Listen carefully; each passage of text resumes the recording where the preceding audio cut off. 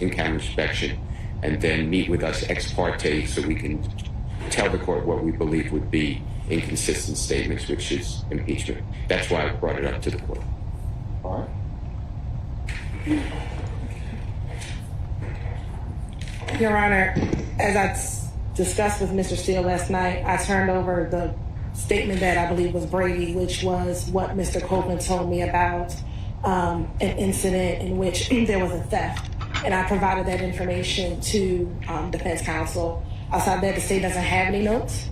And so there's nothing else to turn over except for what I did turn over. We do have one additional matter, Your Honor, which would be criminal convictions that I would like to address. Okay, let's deal with the issue first. The first issue of the notes. Okay. Morning, everyone. Do you have any written notes from your interviews of Mr. Copeland? What Mr. Steele is basically saying is that Mr. Copeland's given a few, he said 5 statements, and that some of those may be inconsistent, which would fall into the category of Brady, or may fall in the category of Brady. So do you have any written notes that you or your team took that arguably would be work product, but that I would need to review to determine whether or not they are on Brady? We do not have any written notes, Sean.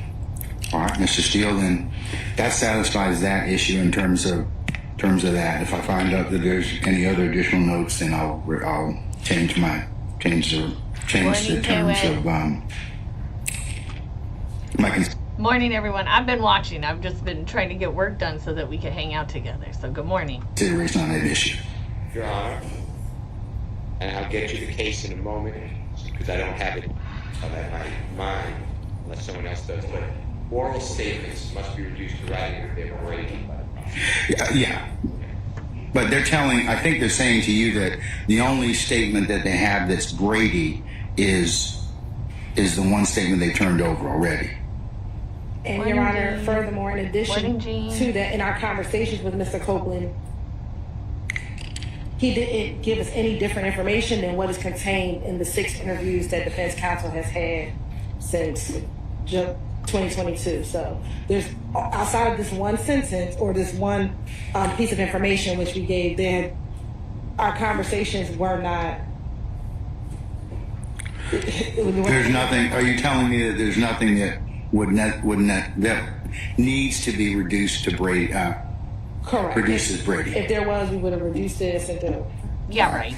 Yeah, right. They would have done that. Okay. Look, Hilton and I are both wearing the layered necklace today. We both got the layered necklace. I did not coordinate, but we both did it. Mr. Melnick, can you have him come back, please? It's going to be wild today, y'all. I'm so excited about this. And I don't have anything on my calendar, and I got all my work done just so I can hang out with you all day. So this is going to be really fun, y'all. I started early because I was like, oh, this is what's happening, huh? So I had to hop on early. I'm glad some of you all already made it. Thank you for joining. Good morning, everyone. Good morning. Thank you for being here. Woo! It's going to be a day. Just now when we saw, and his name is Woody, YSL Woody. Just now when we saw YSL Woody, and then he said, I think I gave the wrong answer. That was some very interesting stuff going on. And the judge has already signed an order saying that they can't use any of this testimony against him. This part of the conversation in regards to your client, because these are prior convictions, okay? All right. Your Honor, Mr. Copeland has a total of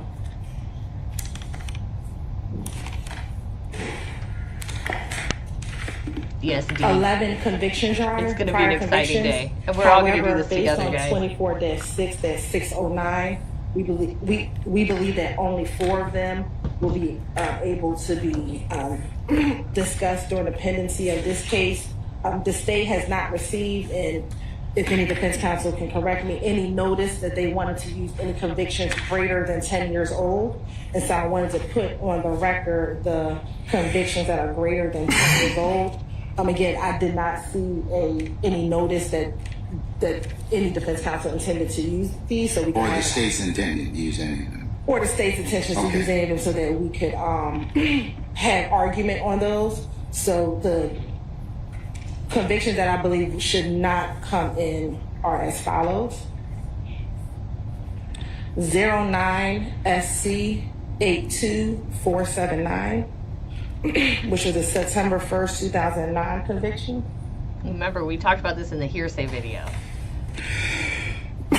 4. That one was for theft by taking. Okay. Entering auto. Like, if it's over 10 years old, And they're not other going to use charges. it. I don't even know why necessarily they need to have this discussion if everyone's already said they're not going to be using it. Jean, thank you so much. Good morning, Nomenclature. Good morning, Dee. Good morning, Dana. K-Way, thank you for the email. I watched the video. Tall Glass, good morning. Fran, good morning. Y'all are awesome for being here early. We are going to watch this shit show together live today. Hey, Mrs. Mondo. So Glad to for see the you. 09 case, he did plead to giving false information. So they would be able to use that for the limited portion of the fact that he did plead to giving false information.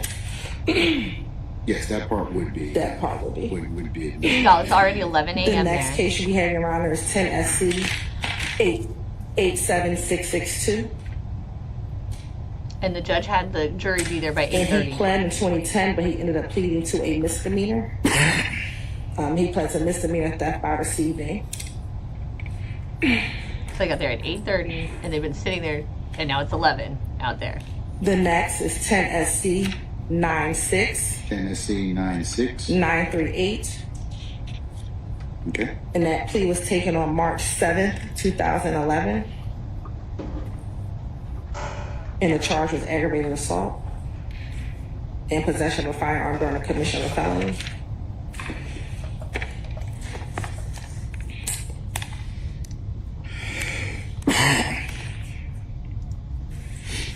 Y'all look like 11. And then the next one is 12 SC 110195. He pled to this in August of 2013.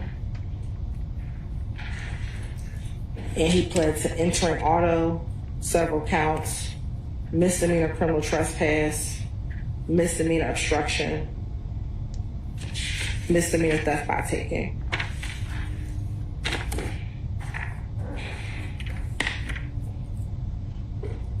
And then on that same day, he also pled to 12 SC 113315.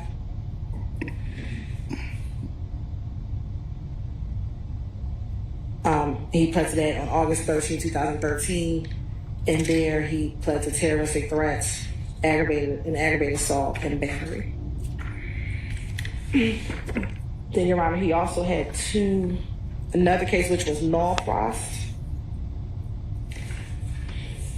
which was 12 SC 113001. And another case which was Norcross 13 SC. Oh, excuse me, this was the re-indictment of that 12 SC case. So the number was 13 SC 120161.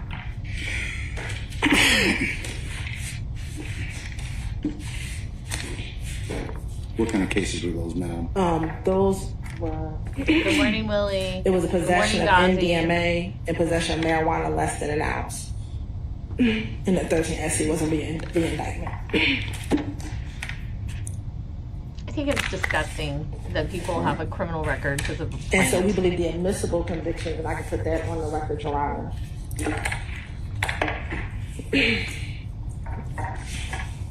would be 15 SC 136794, in which he pled to that in December of 2018, and the charge was theft by receiving stolen property.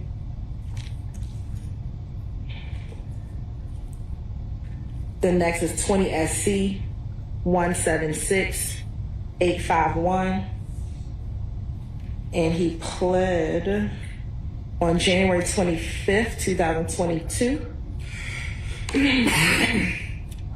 So an actual recent crime for once. Sure. The indictment number or the date. Gene, I'm with you. 20 SC 176851. You're welcome. And he pled to possession of a vehicle with an altered VIN and misdemeanor obstruction of law enforcement officer. It's crazy. I mean, I'm still obsessed with the trial. There's so many interesting Next legal is issues. 20 SC 176912, and he pled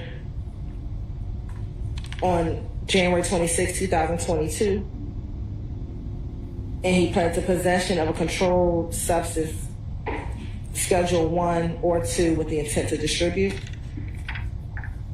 Okay, there's an actual crime, an intent to distribute. That's And a then real last crime. is 22 SC 182134, which he pled to on June 29, 2023. One more time. What was that last number? I'm sorry. 22 SC 182134, and he pled to possession of a firearm by a convicted felon. And that was on June 29, 2023. Okay, so the more recent crimes I understand her talking about because they're, within 10 years. But why were we talking about the 2012, especially when she There's said also a federal indictment. I do not. no one was going to bring But it he in? pled Like, that federal indictment in 2015, and so that indictment would be right. I'll get you the federal indictment number.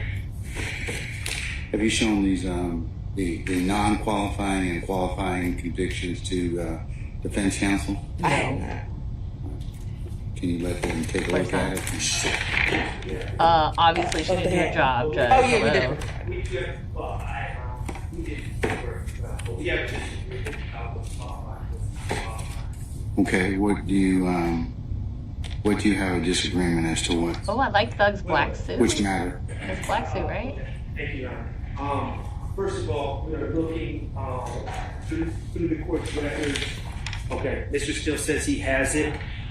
We did file a motion of intent to impeach with convictions over 10 years old, so we're going to have to address that. Oh, they did But, file the motion. specifically, two of the convictions that the state says are over 10 years old, I disagree with, and that's because the statute reads from my understanding of the statute, and I think the plain reading of the statute, the clock is from the last incarceration. Is it either or? Well, it's the one The that's statute. How's the statute? the furthest in time. The 10 years has to elapse from the last incarceration. When that comes into play is when probation is revoked. When there's a split sentence, and then probation is revoked. And I can get you the cases. But, Your Honor, 12 SC 110195, as well as 12 SC 113315. We would agree that the plea was entered over 10 years ago. However, on the court's records, the probation was revoked on 2/21/15. He was in custody at the time, so he's been incarcerated on those charges.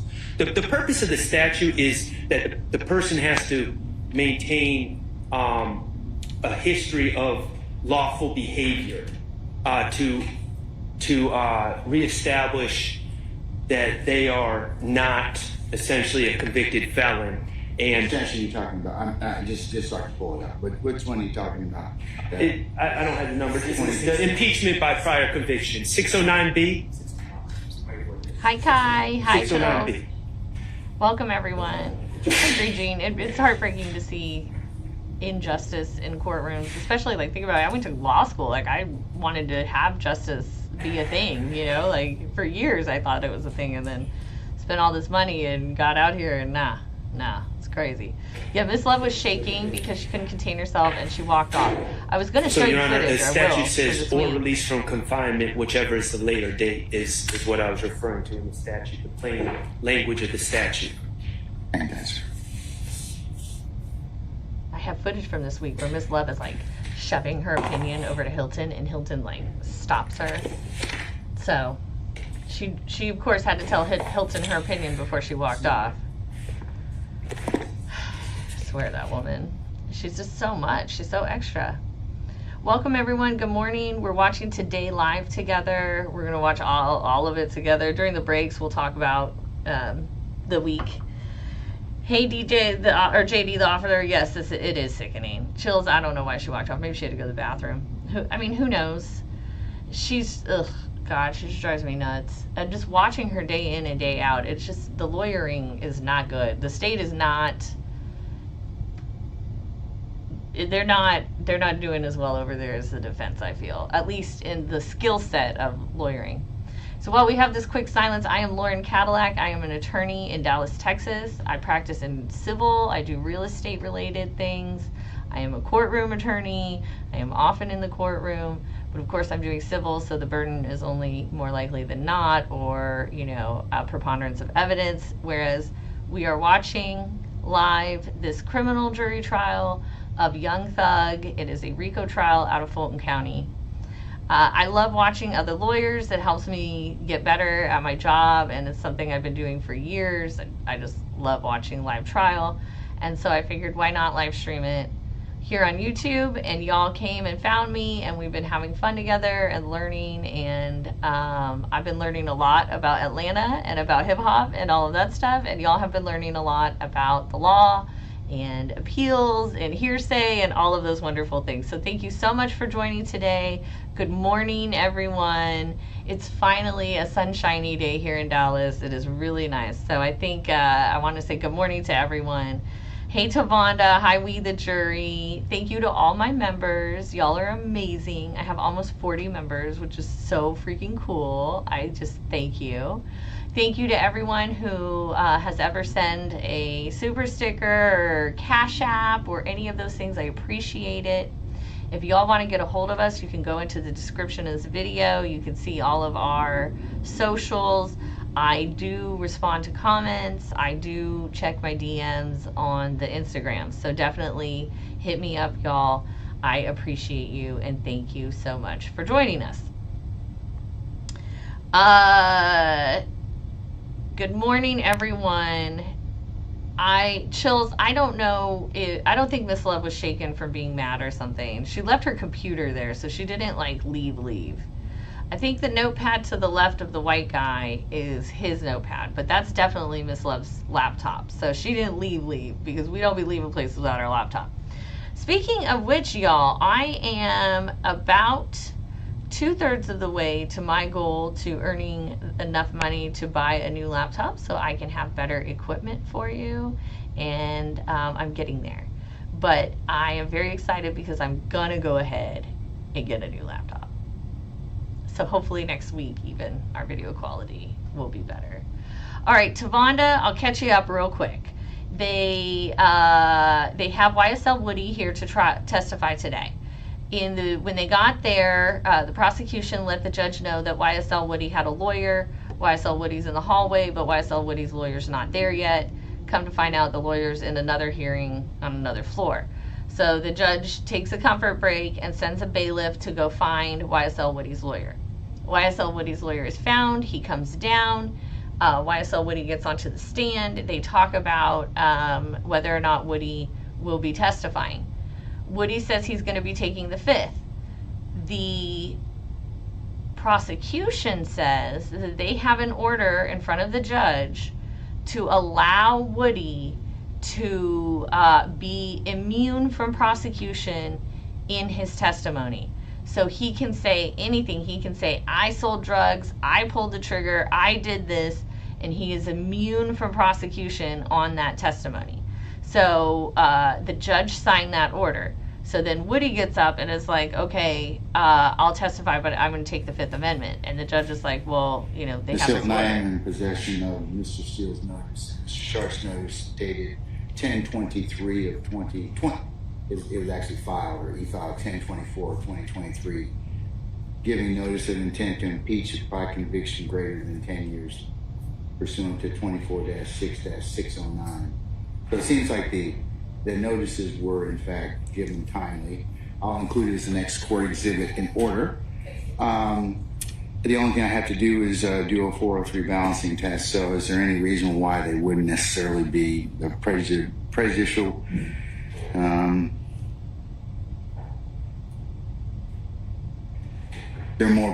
Is there any reason why they wouldn't be more probative than prejudicial?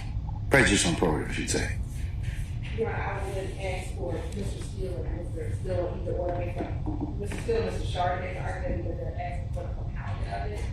We believe that these are more substantially prejudicial than probative.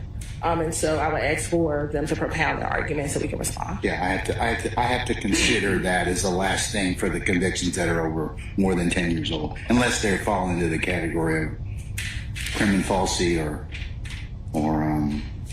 I understand, Your Honor. I would say, though, I think we have to also analyze what I just announced about the two convictions. Those are not over 10 years old.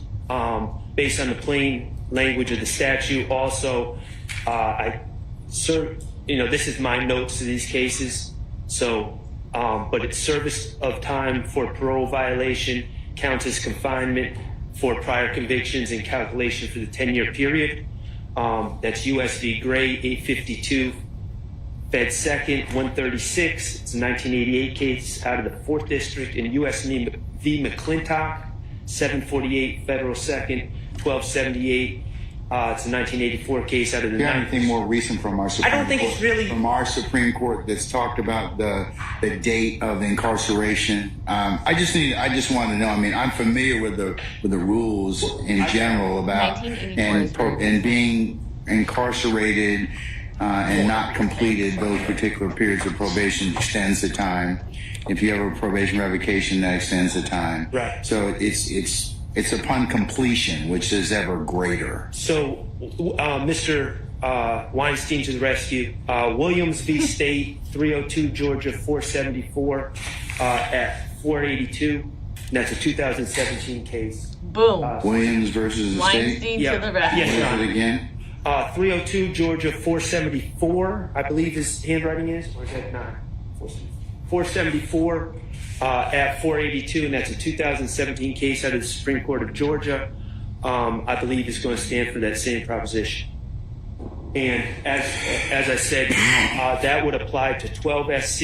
If my understanding of the court records, we pulled these cases and pulled the probation revocations for these cases. That would apply to 12 SC 110195 and 12 SC 113315. Those would now come within the 10-year time limit. And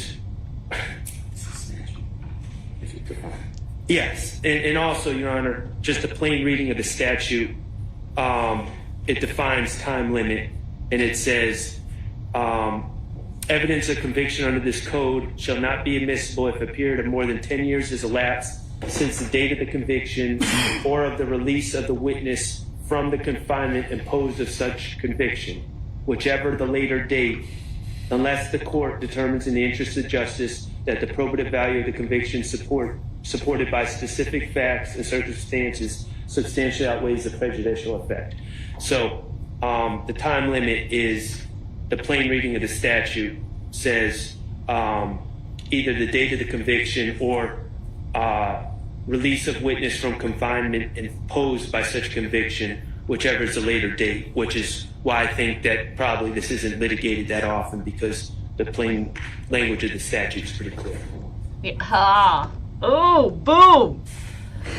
Wow. That's why the case law is from 1984, because the statute is so clear that nobody has to argue this except in front of you, YFN Glanville. Unbelievable.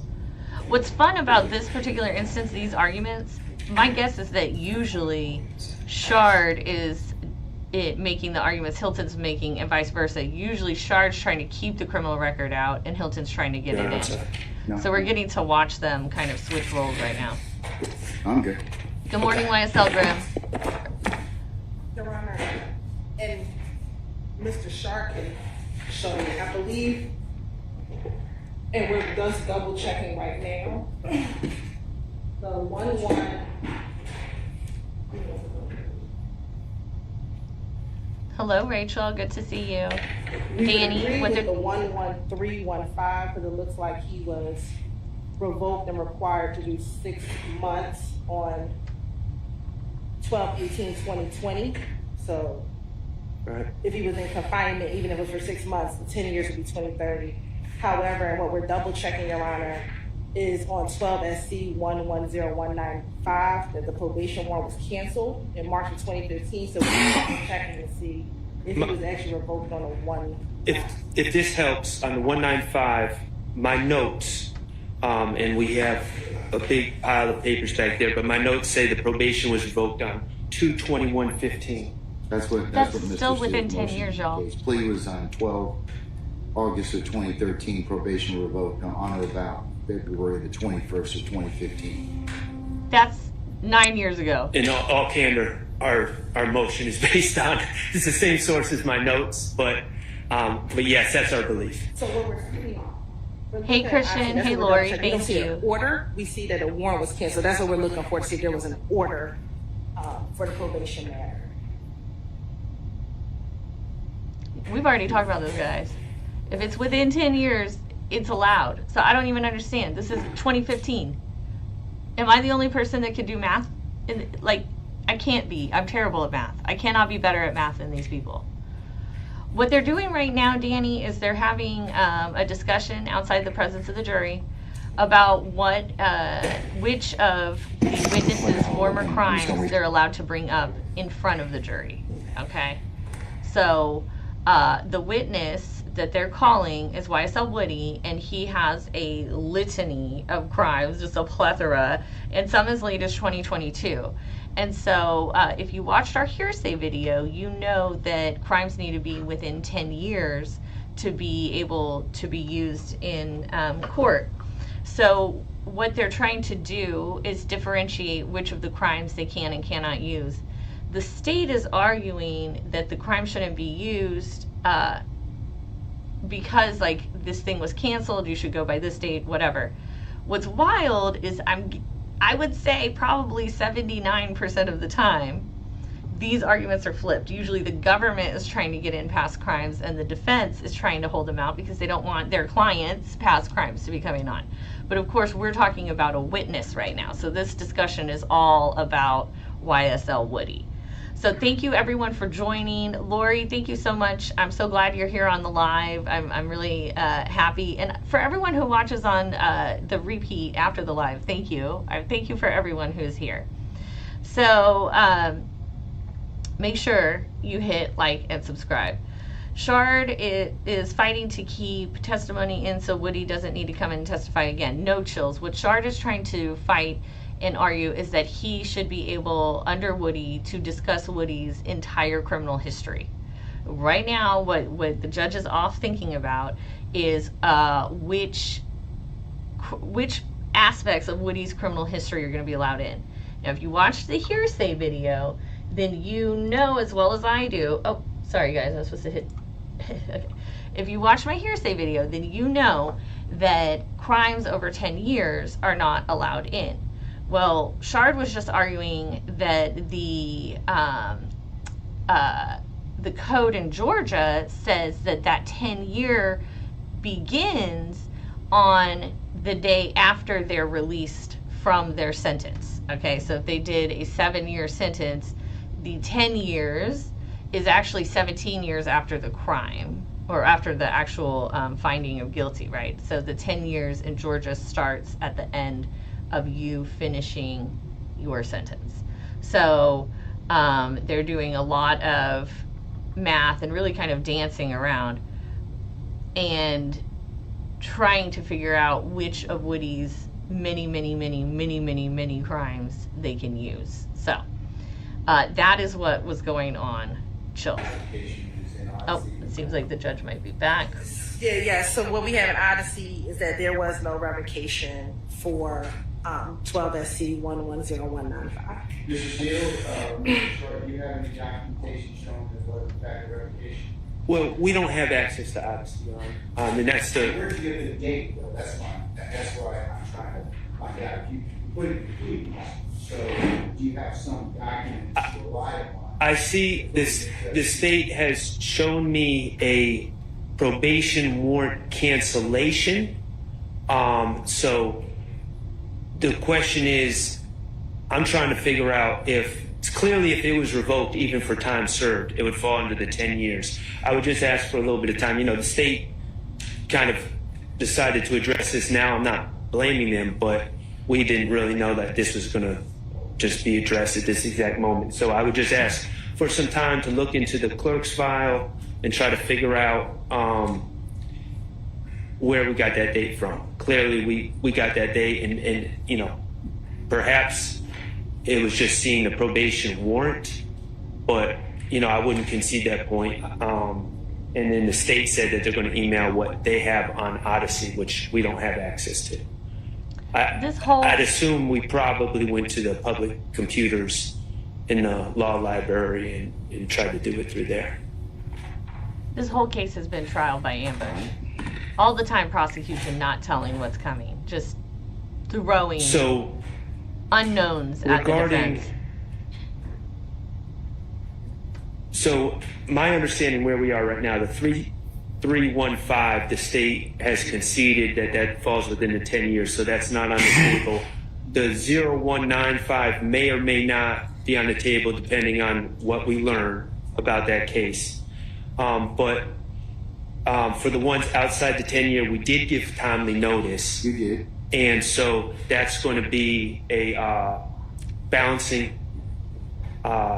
So tell me why they're more probative than prejudicial. Okay, so Christian, this is about to answer for your prejudice, it's a bit confusing to me because I don't know who would be prejudiced by the truth about Mr. Copeland's prior convictions coming out. Certainly he wouldn't be prejudiced.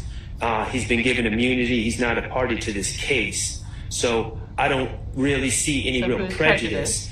But the probative value towards his credibility, first of all, I'd point out that one of these cases, 09 SC 82479, not only involved giving false info, which is very probative of one's credibility, but also involved a theft, a car theft. Thefts are viewed as more probative to credibility than other non-crimes that involve some level of deceit or dishonesty.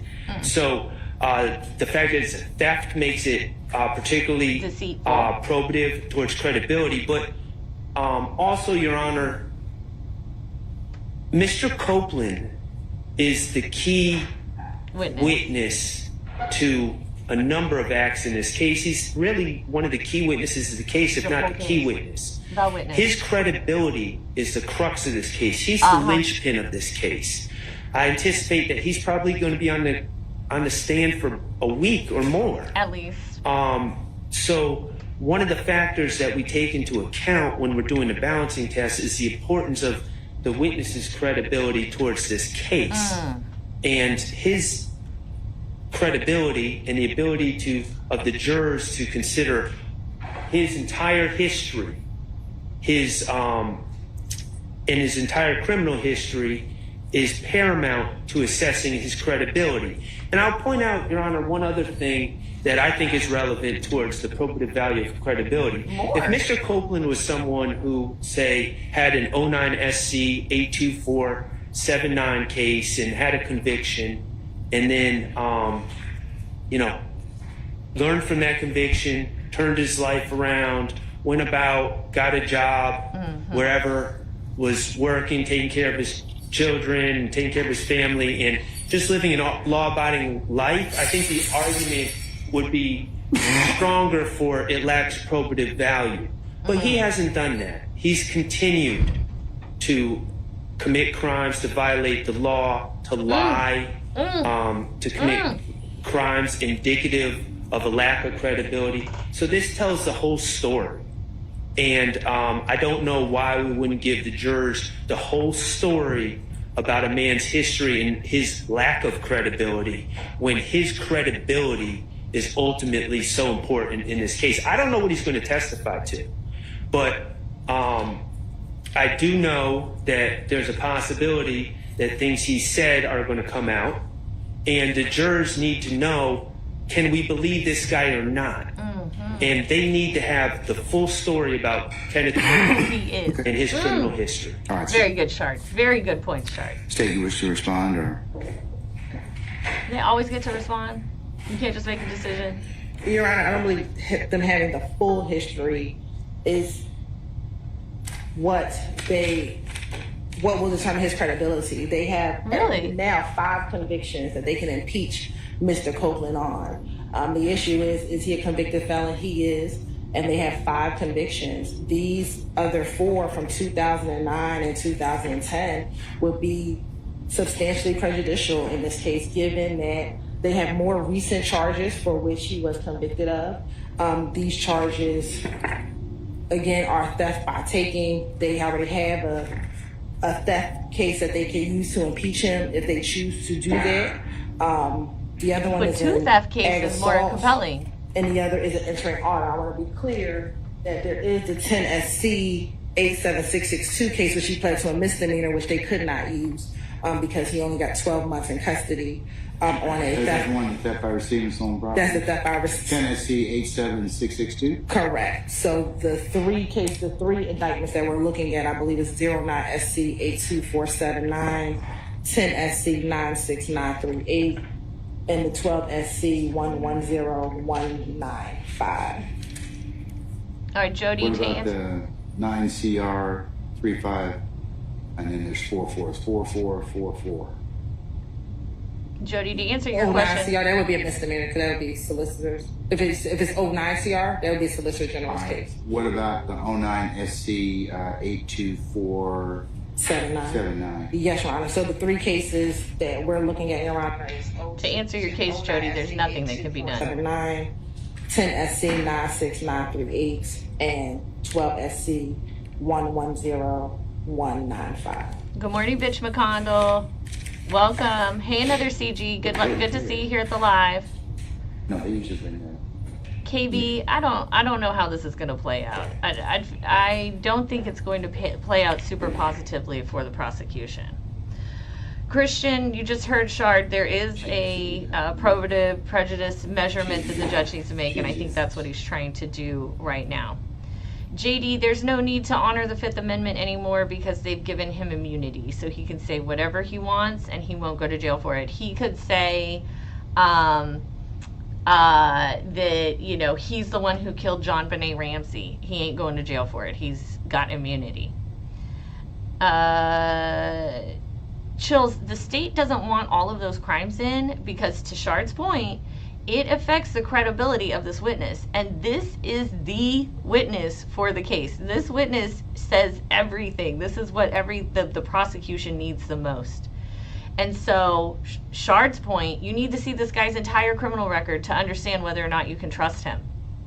And then she says, no, you don't. Which is just wild. Lori, I think the reason on this witness is because he is the linchpin witness. Ooh, excuse me, guys. Ooh, allergy season in Texas. Hey, Nia, welcome. Welcome, everyone. In response to what the state just said, I would just reiterate when they talk about prejudice to who would be my first question. But also, Your Honor, regarding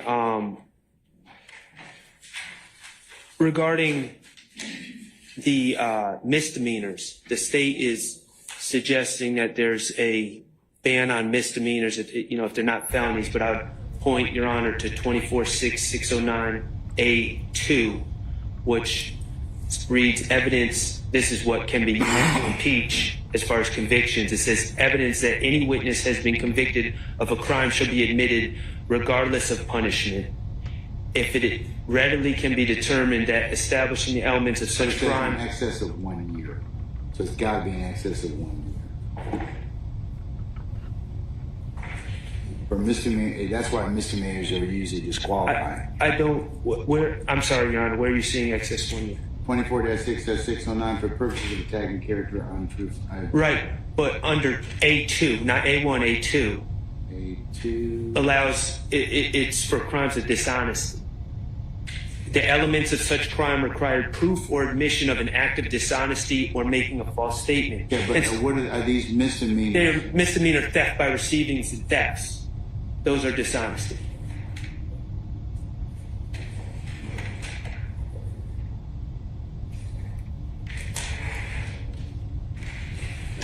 Okay, wait, each one of these defendants has a So different plea. I just wanted to say, so I don't agree with the wholesale just conclusion that misdemeanors are not admissible. Okay, so the misdemeanors that involve theft, We the court is of the opinion, I would agree with you, that they'd be admissible.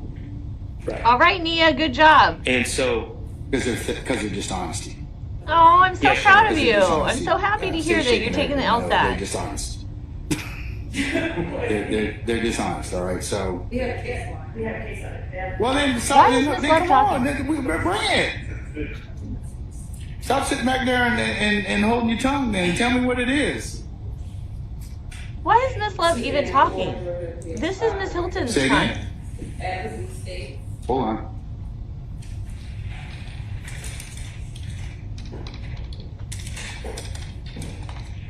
Hippieista, I am Go ahead. on like What is 8 it? different allergy medications and I'm still having problems. I'm in Texas, girl. It is a mess here, allergy wise. 534.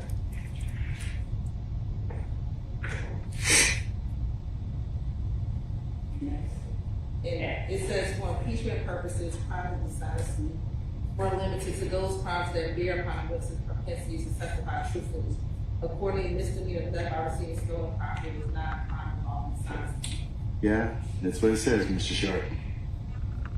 But the given false name is, so, Giving false name is? that's what I said. Yes. that's a 2007 case, which I believe is under the old evidence code. And Jay. And it also has, I'm just trying to, it's got a big yellow triangle. Oh, okay. Well, then you know about these allergies out there in Houston, don't you? You know about that humidity. Ugh. Oh, wait. Shard just said it has a big yellow triangle, didn't he? Okay. So the yellow triangle is a reference to the software when you, whether you use Westlaw or LexisNexis to do your case law research. The softwares will give you like a green means like this is good law, nothing has been overturned. Yellow means some of the stuff in this case law might not be law anymore. And red means like this is overturned, don't use this. So he just said he saw a yellow triangle. I think that in my mind is probably Westlaw. And that means that there's some caution in the use of that case law. That case law has something in it that maybe has been overturned, or maybe the law isn't necessarily the law anymore. So that's what he meant when he said he saw a big orange triangle. That is, the softwares we use to do the research have really been improved greatly over the decades, y'all. Really greatly over the decades. They used to have to go to libraries and do this like one by one. So Nia, I just want to tell you, I'm so proud of you. Study for that LSAT. If you don't do well on the LSAT, don't let that disappoint you. I did terrible on the LSAT. I still got into a law school. I still did good in law school. I'm still a lawyer. You know, they say that the person who graduates medical school lowest in his class is still called a doctor. Okay? So just get through the stool, get through the bar, all right? And I'm really proud of you, and I really appreciate that you said I motivated you. That really, oh my God, the judge just walked off, y'all. He just got up and walked off. Like, what the fuck? I have never, no, I haven't. Like, if a judge is ever walking off in front of me, they've said something like, I'll be right back, or, you know, excuse me, or something. He just got up and walked off. Wow. Detroit Tone, thank you for being here. Thank you everyone for being here. And while we have this little break, I am lcadilac. I am an attorney in Dallas, Texas. I practice law throughout the state of Texas. I practice real estate law and anything real estate related. And of course, that is a very litigious section of the law. So I am a courtroom attorney, and I definitely litigate quite a bit. I've done several jury trials, lots of hearings, lots of motions for summary judgment. I started watching this case in particular because I was interested in the First Amendment issues. Oh, which, by the way, I think last week some folks asked if I could have an attorney friend come talk about this case. And I told you that I wanted to invite my friend Demetria. She and I talked yesterday, and she started going on about the First Amendment issues, the race issues, all kinds of stuff. So I was very excited. I am going to have Demetria guest as soon as we have a day of no court, which we should find out this afternoon. Okay, and when's that Oh, he case? just popped back.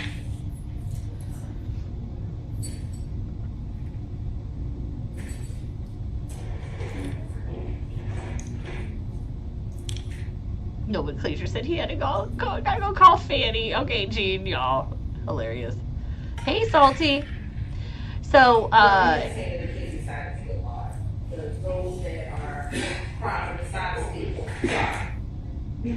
that the Adams case is still good law, Your Honor, and that crimes of dishonesty do not include death by proceedings. I would concur, Mr. Short. I'm going to go ahead and exclude those particular misdemeanors, okay? Okay. So, if I say okay, not. You've understand- objected. You can have a continuing objection. I Yes. certainly understand for purposes of review. I should Okay? say I understand the court's rule. Okay, all right. Regarding 09 SC 82479, 10 SC 96938, we still have the probative value of credibility versus prejudice balancing that Your Honor needs to do. I'm gonna rule that they're more probative than prejudicial. Okay? Thank you. All right. oh, good. He ruled with Shard. Okay. And that applies to 12 SC 110. I mean, that was the one we weren't sure if it falls within the 10 years or not. That would apply. Well, you don't know whether or not have you found out whether or not? Well, if you find it's more probative than prejudicial, then it really doesn't matter. Which one are you talking about? 12 down SC this one. 110195. It's That's the what? entering autos. And the probation, I felt it was revoked, and I asked to look into it to see if it occurred within the 10 years. But if Your Honor is finding these prior convictions more probative, then it really doesn't than matter. prejudicial, so it wouldn't make a difference. Okay. Okay. You're allowing them in, Your Honor? I'm gonna allow Yes. them in. I'm gonna Right, allow that's them what he in. meant. Thank you. Okay. All right. God, I hate her. Okay. So, when we find out what their schedule is in the Your Honor, coming can I weeks, just take a comfort break? If I can call the jury in. I can do it at the same time. All right. Thank you. Ladies and gentlemen, we're going to take 10 minutes, take a course couple we're gonna break, and we'll see where the day leads us at that point in time. Okay? oh my God. Oh my God. Y'all. He told the jury to be there at 8:30 a.m. It is 11:38 a.m. their time right now. He told them to be there at 8:30. They have been sitting there for 3 hours. 3 hours doing nothing.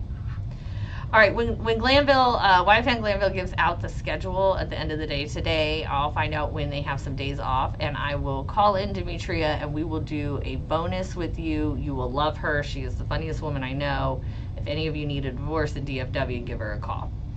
All right, K-Way, whenever he does this, he comes back with a way for the state to get in evidence. Love must be texting him something naughty. Well, in this case, he did agree with the state on the misdemeanors, but Tavanda, he agreed with Shard on the felonies. So all of the felonies are coming in. And honestly, I think that's a fair ruling. For me, I think that's a fair ruling. Misdemeanors are misdemeanors. Felonies are felonies, right? So I think that's very fair. RJ, welcome, and welcome everyone. Thank you so much for being here. Make sure you hit like and subscribe. I want to thank you, all my members. Thank you for everyone that is here today.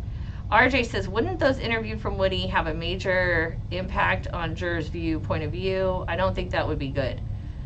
We're going to find out. Woody's going to start testifying for the next week or so.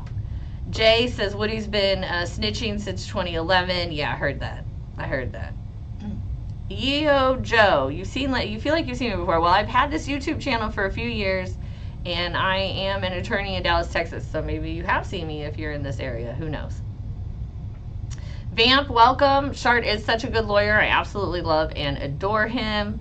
Ghazi, I would be incredibly annoyed too.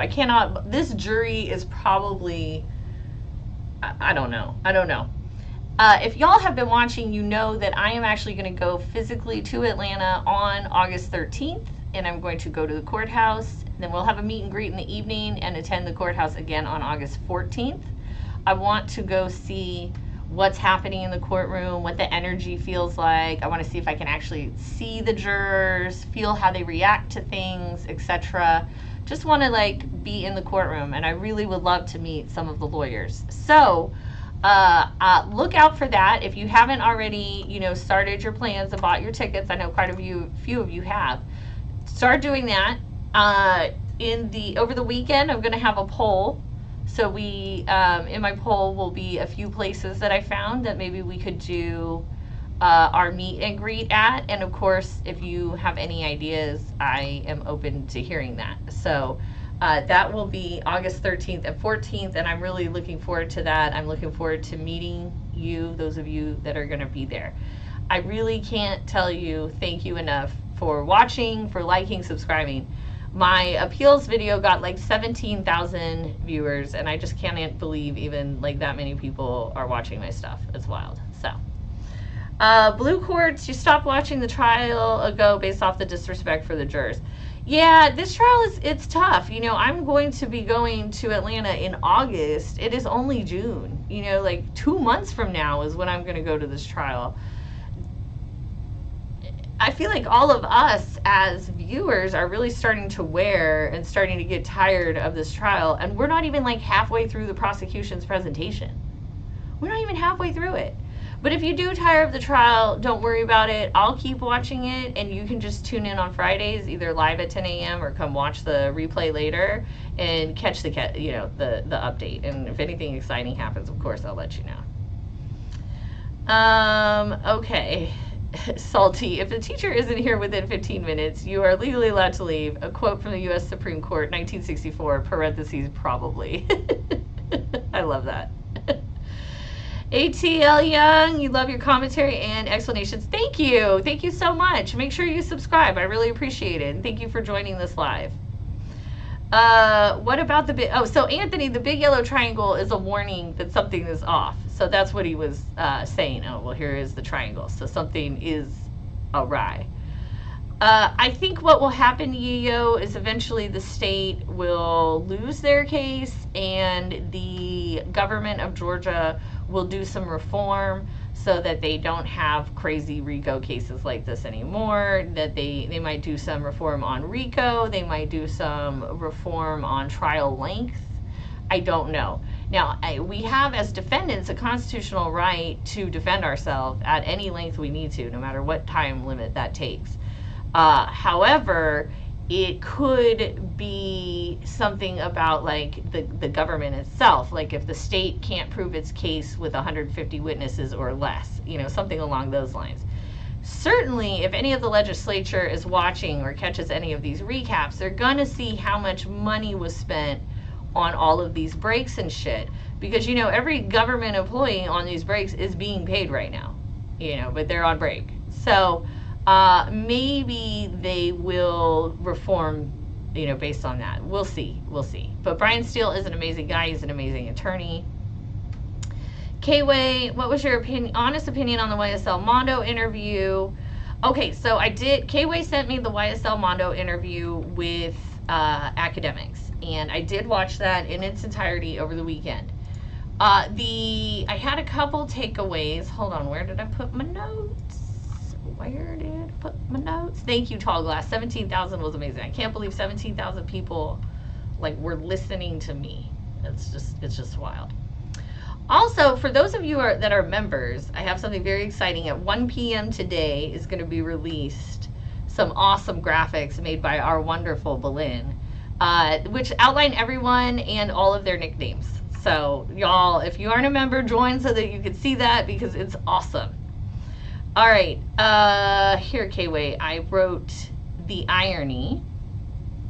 Okay, actually, I'm going to play it for everyone. Well, am I? I don't know. I don't know if I can get on my Teams. All right, so K-Way, about the interview, what I thought was that it was ironic because academics immediately in the very beginning says, you know, I want you to answer all these questions, but I don't want you to say anything where, you know, I might end up, one of my videos might end up being called into a trial. And I thought that was hilarious because, as you recall, was it 2 weeks ago, Miss Love was trying to enter a DJ Academics video in at trial. So that's just hilarious, the irony. But what I concluded from listening to that is that DJ Academics himself is the one who made up this affair between Fanny and Mondo, and he is the one who made up the affair between Fanny and Nut. Now, when Demetria comes to as our guest, we will ask her if she thinks Fanny had a relationship with Nut, because she has quite a few opinions on Fanny. She has quite a few. So we'll ask her, because she'll have some very fun and interesting and probably hilarious stuff to say. Blue Court says our state government is using RICO to target libel activists, so don't expect any changes in the law. Yeah, you're probably right about that. Hey, Renette, welcome. I'm so glad to see you here today. This is a high-profile case, Gio. Vamp asks, is the defense allowed to say anything about how RICO plea deals are an abuse of power and closing arguments, or would that be improper? That would probably be improper. I don't think we're really allowed to comment about the law. Where you're allowed to comment about the law is at the legislature. Otherwise, the jurors are just the jurors are just administering facts to law. That is it. Yes, Chills. All of the government employees are getting paid on administrative days as well. But they're probably doing other work, like catching up on email and working their other cases. Hey, SCB, never seen you here. Welcome. What does it mean that he's allowing in the criminal record? The judge has said that they can start talking about the criminal record. They'll be allowed to talk about Woody's criminal record with him in front of the jury. That's what that means. Hi, Seashell. Welcome. I'm happy to see you here today. Seashell is one of our viewers who is for sure going to be attending my Atlanta visit. So I'm really excited, y'all. We are going to go to Atlanta, and then I'm going to go fly in. I'm going to go straight to the courthouse. We're going to catch the afternoon, hopefully, and then we'll do our meet and greet, and then in the evening, I will have the meet and greet, and then the next morning we'll meet at court again, and hopefully we get to talk to some of these lawyers. You know, I'm such a fangirl. All right, well, while they're on their break, let's get into the week. So they didn't have court on Monday, which is why we had our special, which was exciting, and I was very happy to see y'all there. But they came back on Tuesday, and I have to be quite frank with you. This week, the judge, he was like raging. I feel like every day of the week he chose a new defense attorney to be mean to, like to just like straight up be mean to, and so Tuesday it was Shard, and then Wednesday it was Steele. Yesterday I don't remember. I already don't remember. Okay, here we go. This is Shard's cross-examination in Tuesday. I thought it was great. Okay.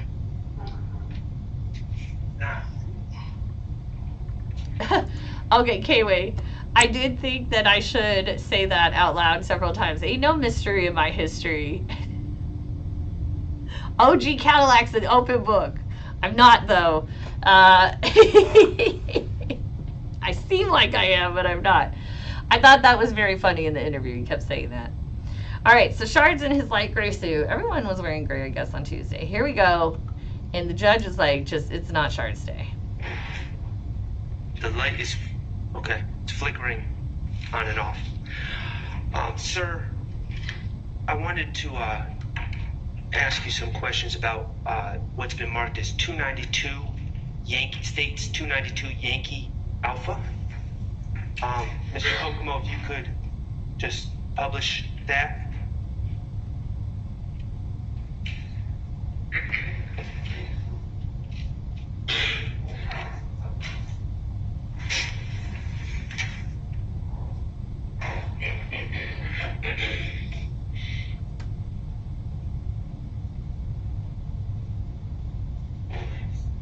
Okay. Go ahead. Okay. And pause it. Okay. Detective Teague, 292 Yankee Alpha is video that you retrieved on January 10th of 2015, correct? Or going into January 11th, 2015? Yeah, because the barbershop was closed, so I had to go. Understood. Okay. And we've already established, I believe we've established that even though the video says 8 o'clock, as it appears to begin according to the camera, 8 o'clock p.m., that time is off a certain amount. Yes, it is. And could you remind me what that? It's like about 46 minutes fast. Okay, approximately 46 minutes fast. Right. So, just so we're on the same page ahead of where it should be. Okay. And is it fair to say that all the cameras from this system, from the cameras on that barbershop, are linked in time with each other? Yes. So they're all 46 minutes fast? Yes. Okay. Okay, thank you so much, SCB, for the $10. Thank you so much. I'm so excited to hear that you're watching from Toronto. My daughter and I are actually going up to Canada at the end of July, and I'm really looking forward to it. We're going to go whitewater rafting and spend some time in nature. So thank you so much for watching, and thank you for the $10 super sticker. Thank you. Chill said that the judge didn't get mad at anyone yesterday because it was a half day. That's a very good point. He didn't have the entire day to start to get mad. And maybe he gets like angrier as the prosecution comes along, and then when defense come up, then he like lets it go and snaps. Who knows? ATL Young, if Thug is not a flight risk and most of the people that were around him testified, why is he still unable to get a bond? That's a great question, but that is a question for YFN Glanville, not for OG Cadillac. I don't know. That's what the judge is doing. I don't know. Now, I'm noticing that this video begins at 8 o'clock p.m. Yes. Did you collect any videotape prior to this video saying 8 o'clock p.m. in real time? It would be 46 minutes before that. No. Okay. Were you asked by Detective Thorpe to collect any video that would have been prior to this time from these video cameras? No. Okay. Okay, so you hear that? So Detective Thorpe asked him to collect 8 minutes before, and that's it. 8 minutes before, and that's it.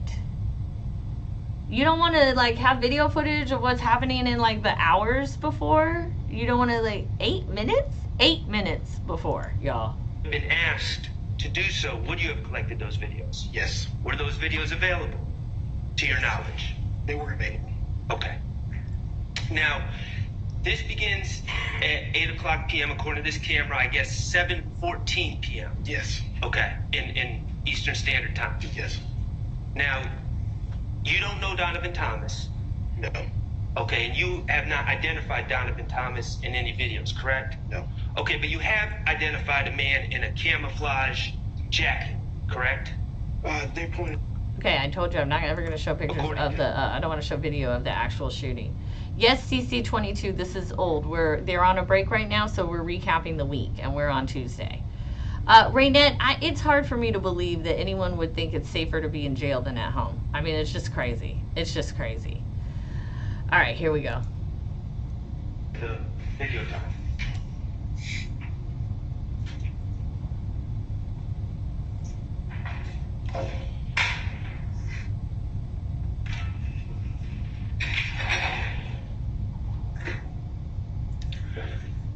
Okay, and could you play it from 8:09:20? Ms. Copeland? Okay, remember, it's 46 minutes ahead. Thank you, sir. So it's 8:09:20 minus 46 is the real time. Pause it. Okay, last week, earlier on this day, sometime, DT's father testified that this kid in red is his son. Okay, 8:09:27. You were asked about a gentleman in a red jacket on direct, correct? Yes. Okay, and you were asked about the color of his jacket, correct? Yes. Were you asked any other questions about him? About the lettering down on the back of the jacket. Lettering. What about what's in his hand? Looks to be a long gun. Oh, what? A what? A long gun. When you say long gun, what does that What does mean? that mean? Rifle. What kind of rifle? Assault rifle? I don't like the term assault rifle. Just I don't like the term assault rifle. Okay, well, is that what it is? I mean, you might not like the term, but that's what it's called. Shard's about to point out something. You're about to hear something else here. We just saw this video on direct. Nobody mentioned the gun. Nobody mentions the gun when we're on direct. Hey, Brownie, welcome. Welcome back. Glad to see you here. I sustain objection. Okay. At 8:09:30, do you see that what you've determined to be a rifle in that gentleman's hands? yes. It's a whole gun. Okay. Were you asked about that on direct? Objection, Your Honor. Basis. Relevant. I sustain objection. What the fuck? How is that not relevant? Were you asked that on direct? Everything you were asked on direct in this courtroom is relevant to what I'm talking to you about in this courtroom. He sustained the objection, y'all. Sustained the objection. Do you know who this gentleman is? No. Okay. We, the jury, I didn't see the gun either until Shard pointed it out. Okay. Thank you, Mr. Copeland. Investigator, my understanding is your role in this case was to collect footage from 2 specific locations, correct? Yes. The barbershop, which we just viewed, and the Texaco at the corner of Northside Drive and McDaniel Street, correct? Yes, sir. Okay. And I believe you said that this is typically your role in investigations. You are someone within APD and also with the feds. That I'm not a fed. Yeah. No, I'm not a fed. Just Oh. strictly APD. with APD, whose role generally is to collect videos, correct? Yes. Okay. And you testified, I believe, last week that sometimes you may make suggestions of videos that can be collected, but you generally just follow the instructions of the lead investigator. Yes. And the lead investigator in this case is Investigator Thornton, correct? Yes. And you followed the instructions of Investigator Thornton, correct? Yes, I did. Okay. Let's talk about cameras in Atlanta. Oh, this I is wanna- interesting. What they're about to get into is very interesting. And for those of you that are watching that are in Atlanta, I would love to hear your thoughts on this. If you were around when they started this, if you're, like, do you participate in this? Do you allow your home camera to feed into the system? But they're about to talk about this camera system that Atlanta has where everyone's private cameras can feed into it, and they're trying to model it off of England. Well, as a reminder, we battled England in 1776 so that we wouldn't have to be like England, so that we could have a right to privacy, so that we could have a right to the freedom of religion and free speech and artistic expression.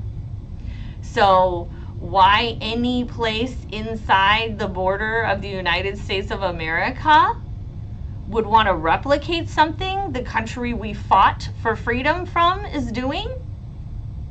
Beyond me.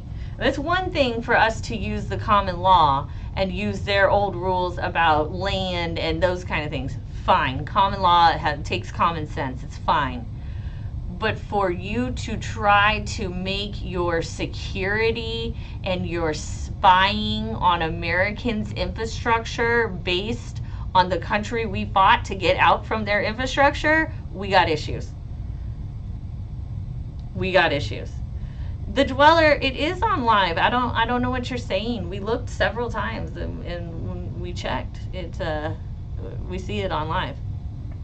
No, Vamp, Atlanta's not going to turn into London. That's not my point. My point is people died so that we could have constitutional rights. And yet now we have Americans feeding their Ring camera info into Atlanta PD without a warrant. That's a problem in my mind. That's a problem to me. So this is interesting. Clarify some things from last week. In Atlanta, and I guess any other city or rural area for that matter, businesses may have cameras, correct? Yes. Also, individual residences, houses may have cameras if they want, Yes. okay? And those cameras, if they're operational, the recordings are something that you're able to obtain, correct? Yes. Okay, and sometimes law enforcement can ask the owner of the camera if they can have the footage from the person's camera, correct? Yes. Or the business's camera. Yes. And other times, if the owner of the camera is not cooperative, you can use search warrants and different subpoenas to obtain camera footage, correct? Yes. Okay. In addition to individuals having cameras, you talked about a VIC camera system. Yes. And that's something in Atlanta, correct? Yes. And that's been in Atlanta since 2007? I think so. I think that's around the time it was initiated. Okay, and remind me, what does VIC, is VIC? Yes. VIC stands for Video Integration Center. Okay. And that consists, the VIC system consists of city-owned cameras, correct, at different locations, correct? Yes. And then also individuals who own cameras can also opt into the VIC system, correct? Yes, they can. So businesses can opt into the VIC system, correct? Yes, they can. Homeowners can opt into the VIC system, correct? Yes, they can. And the VIC system centralizes all that information and makes it accessible to law enforcement. Yes. Okay. Okay.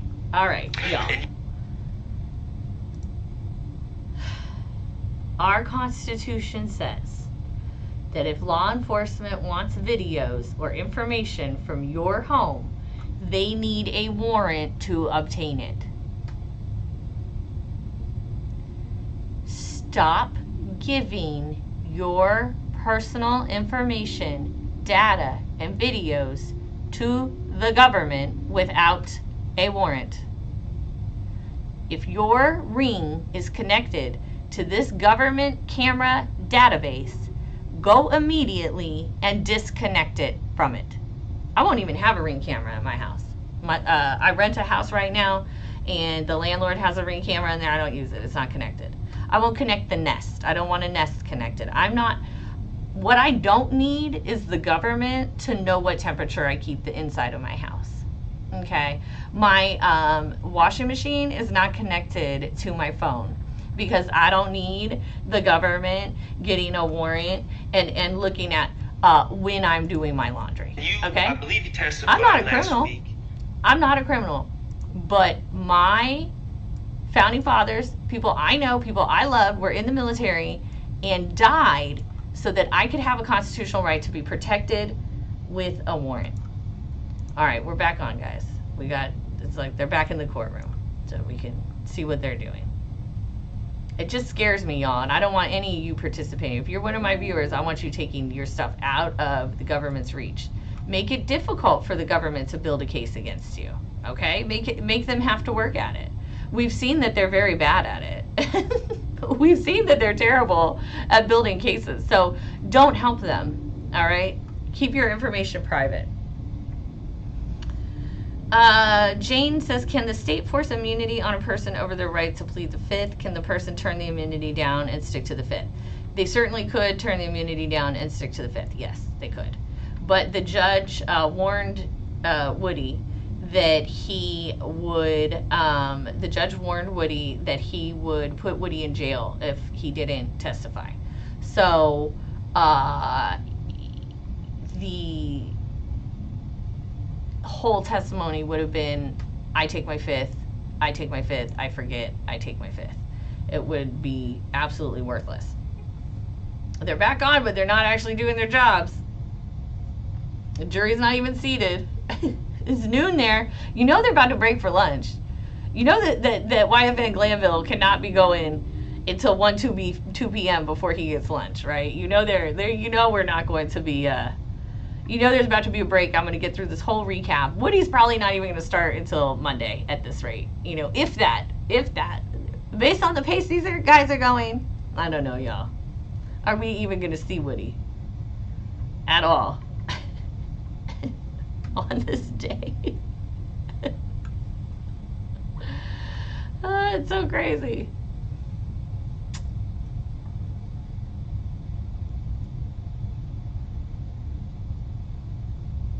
Okay, be more inspired. Welcome. Hey, thanks for joining. I'm glad to see you here. All of y'all, while we have this silent moment, thank you so much for joining us. Make sure you hit like. If you're not subscribed, please do so. Get into these comments, get into this chat. If you join the membership, I promise you will not be disappointed. Not only are there fantastic little stickers, we have a awesome graphic coming out this afternoon at 1 o'clock Central. So be on the lookout for that. Woody can say he's the head of YSL and told whoever to do whatever, and he doesn't have to prove it, and he can't be charged. Yes, be more inspired. He could absolutely 100% do that. If he does that, oh God, I will flip my shit, y'all. We are good. Oh my God, if he does that, all of us together, they'll hear us from our homes watching together. They'll hear us from our jobs watching together, and they will hear us all the way in Atlanta. If he does that, that would be great. Oh, I'm great. Thank you so much for asking. I hope all of you are well today. It is a nice sunny day in Dallas. It's about to be really hot, which I'm not super excited about. My son got a job. He started yesterday. He said it's going to be nice, easy. It's right next door to where he lives, so thank goodness. Let's see. K-Way says, how the judge threatened him for the state if he wants to plead the fifth. I don't know. Well, I mean, the judge is part of the state, right? Like, the judge is the leader of the trial, but he's paid by the state government as well. So, Big Angie, not the little one. Oh, good. Glad to know that you're the big one and not the little one. The trial is back on, but they're not doing anything yet. All right, let's see. Is the judge going to do his job today? Oh, I have it on mute. Do I have it on mute? Is that what's going on? And take your seats. Oh, there we go. No, they had it on mute. All right, folks, I'm going to summon our jurors since they've been here most of the morning. I'm going to go ahead and Hi, Fran. recess for lunch and come back in an hour. But is there anything else I need to take up with you all before Mr. Copeland comes, testifies as our next witness? Yes, Your Honor. Two things. First, I don't believe that anyone in defense has a copy of the immunity, the order granting immunity. I believe that we're entitled to that, so we would ask for that. Right. Additionally, Your Honor,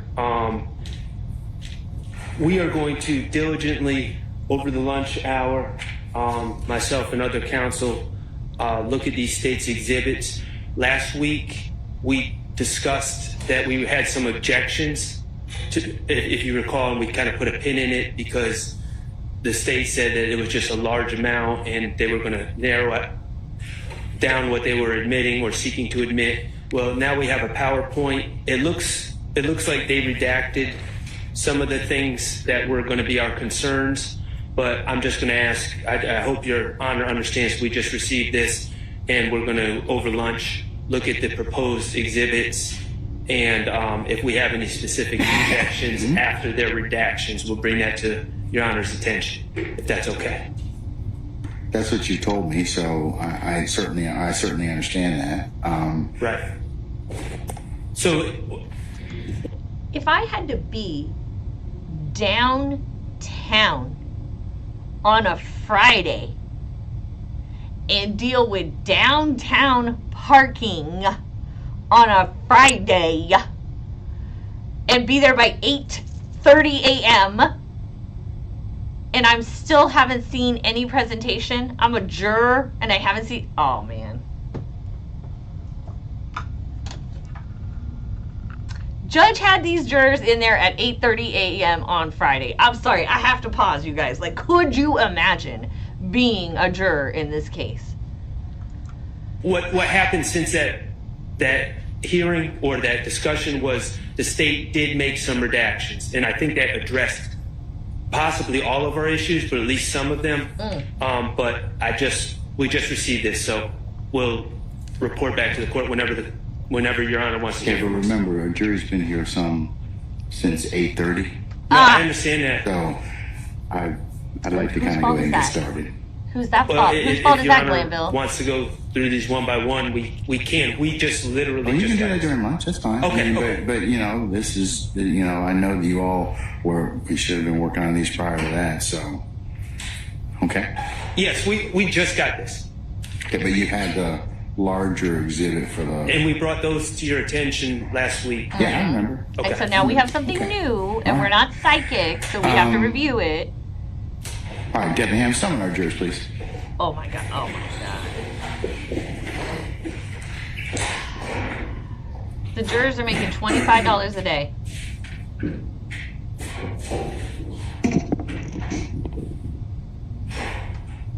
Nah, Ghazi, it's not my fault. I'm just good at predicting shit by now. Oh, you're talking about Shard. Yeah, the judge is saying this is Shard's fault, but it's like the prosecution just handed me the damn exhibit. I'm supposed to have exhibits before the trial starts. I don't know, JD, why the judge gets on the defense about some shit the Oh, wait, prosecution where's should have Mr. done. Melnick?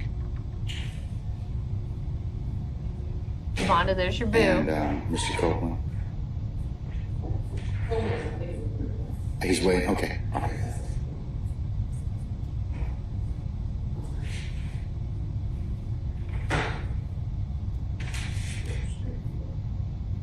Oh my god, I cannot wait to meet these people. I'm like such a fangirl, y'all. I'm like, ah, can I have your autograph? Oh my god.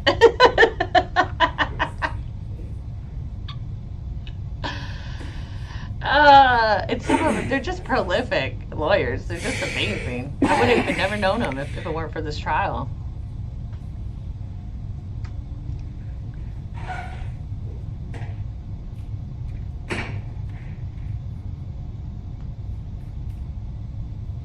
Vamp, we call him If Gang Intern Brown, okay?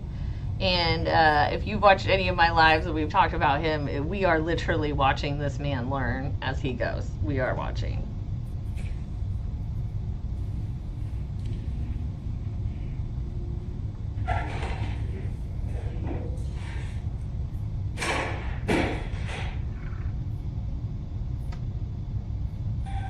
Yeah, that's right, ATL. Juries just get $25 a day. It's the same here in Dallas, except I think your first day is 25 and then, or no, it's 5 maybe, and then after that it's 35. I'm not sure, but it's terrible.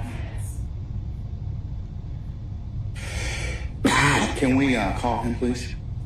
Or Yes, Freenet. Cloud tell him chasing that trial we is are correct. going to need him back for 115.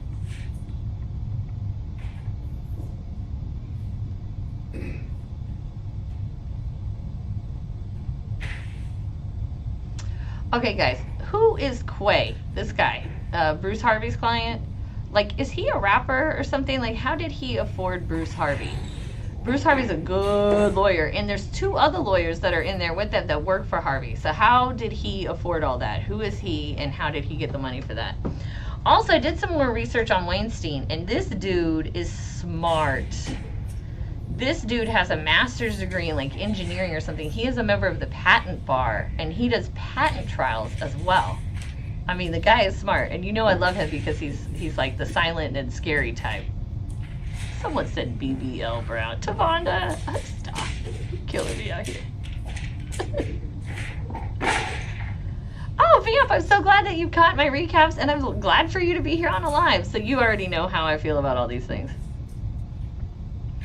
Fran, I have not seen Brown dancing, but I laughed at him when he was trying to be a lawyer.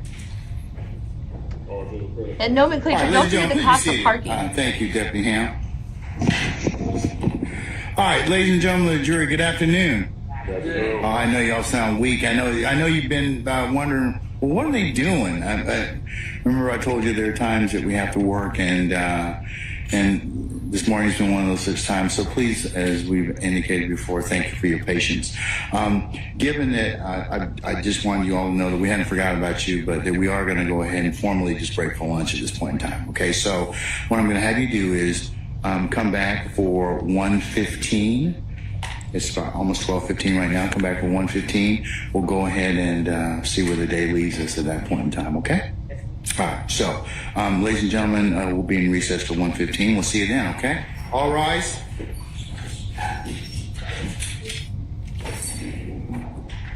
No, Jay, the young lady next to Steele is his intern. Steele's had quite a few interns. It's summertime now, so he's having more interns.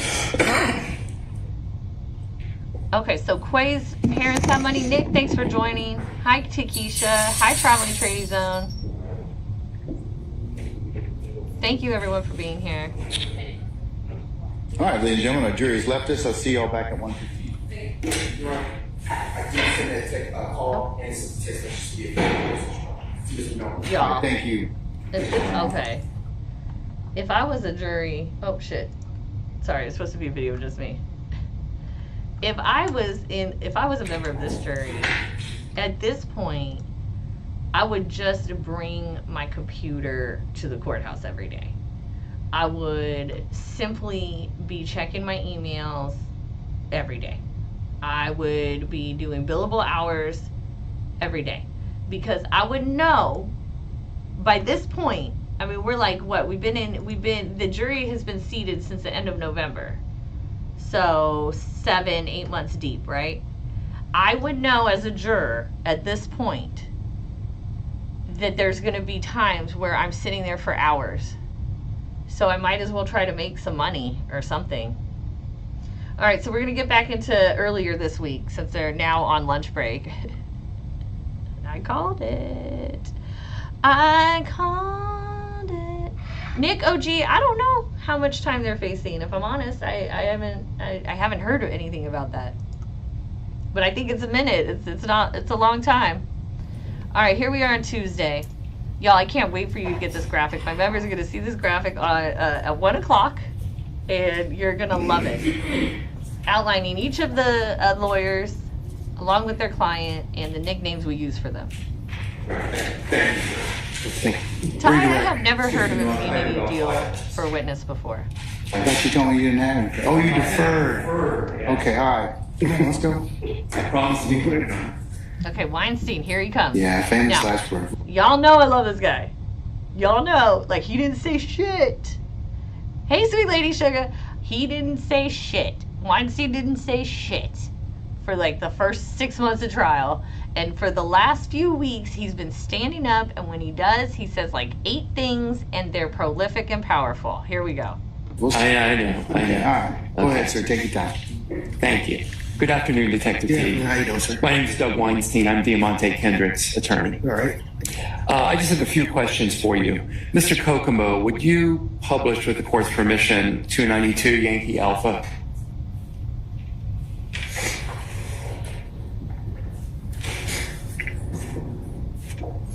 Can you go to timestamp 80820, about 20 seconds back? Yeah, that's good. 80818 will be fine. Detective Teague, I want you to watch when the car goes by that appears to do the shooting, and tell me if you see that car stop for 20 seconds, okay? Mr. Kokomo, please play the video. Hold on, time out before he plays the video. The reason this is important is we had witnesses last week that said that this whole shooting played out exactly as the movie Boys in the Hood, and that the car stopped for 20 seconds. That the car stopped for 20 seconds. Multiple witnesses said this. Hello, Jerome. Hello, Valpak. All right, let's get into it. So Weinstein says, hey, tell me, do you see a car stop for 20 seconds, not minutes. Hello.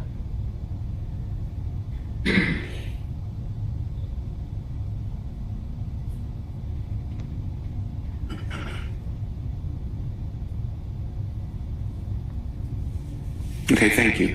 Do you see the car stop for 20 seconds like something out of Boys in the Hood? No. That was an exact quote.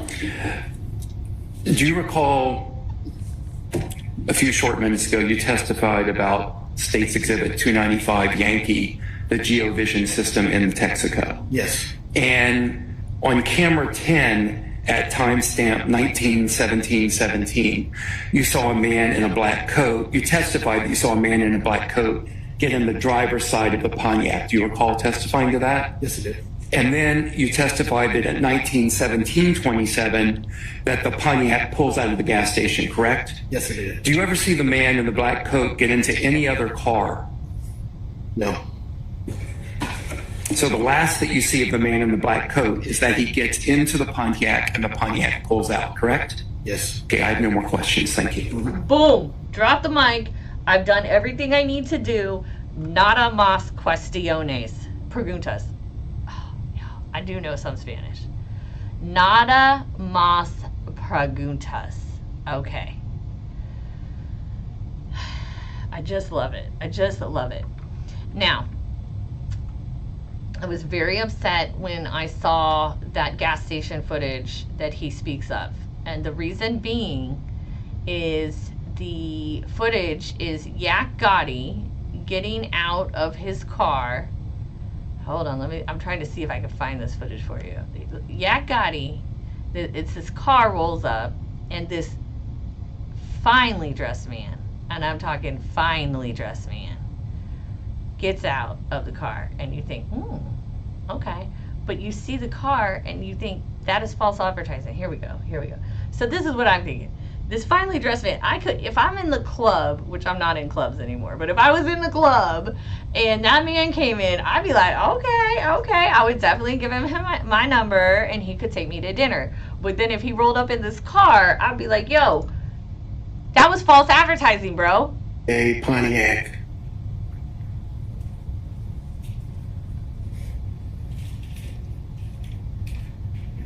How you gonna be in that car looking that fine?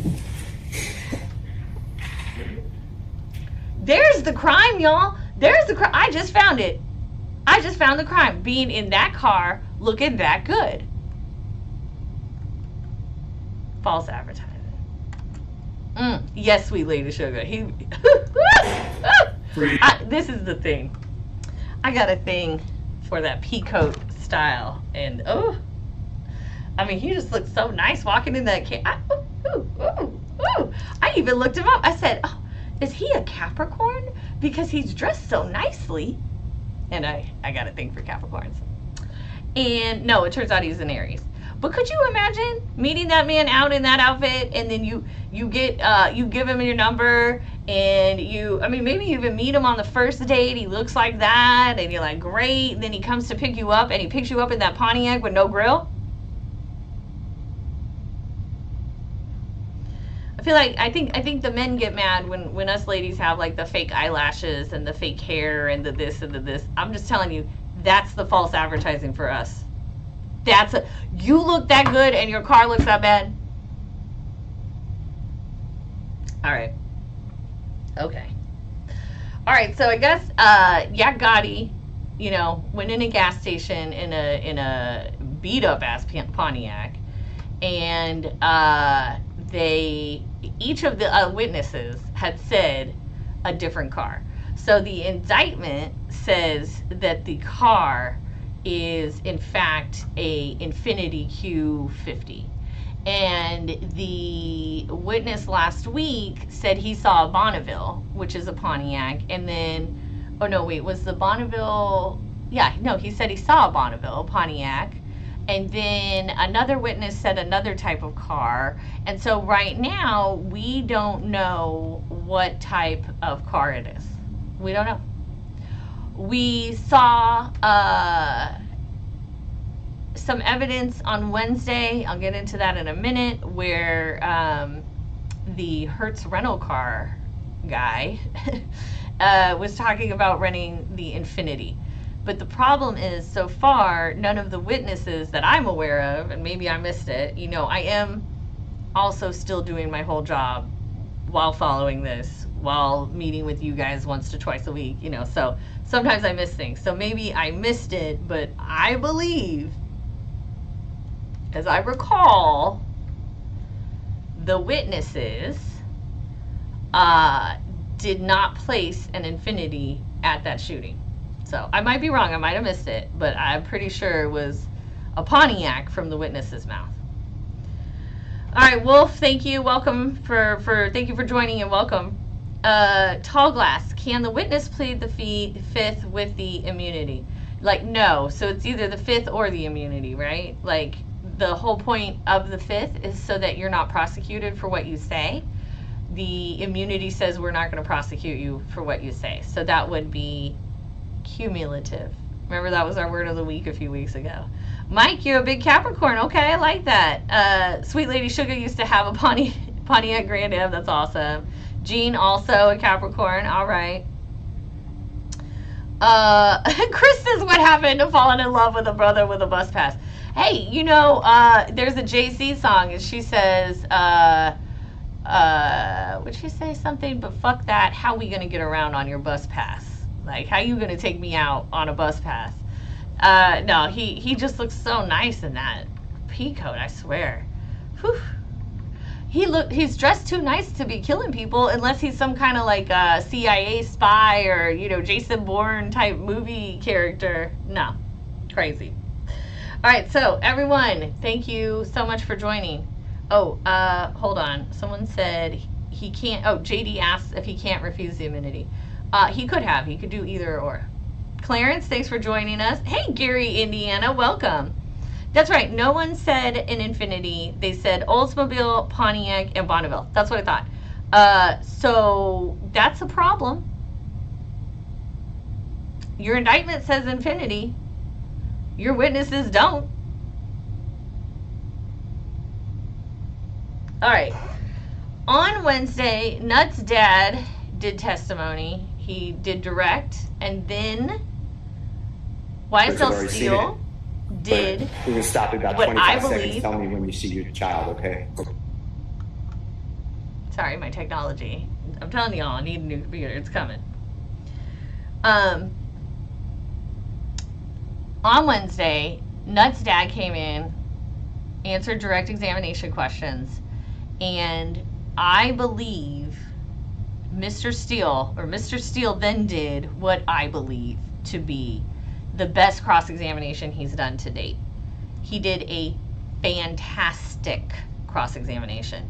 Y'all remember when we talked about how Miss Love is like a robot and she's so insensitive and she doesn't treat her witnesses with any kind of skill or grace or anything?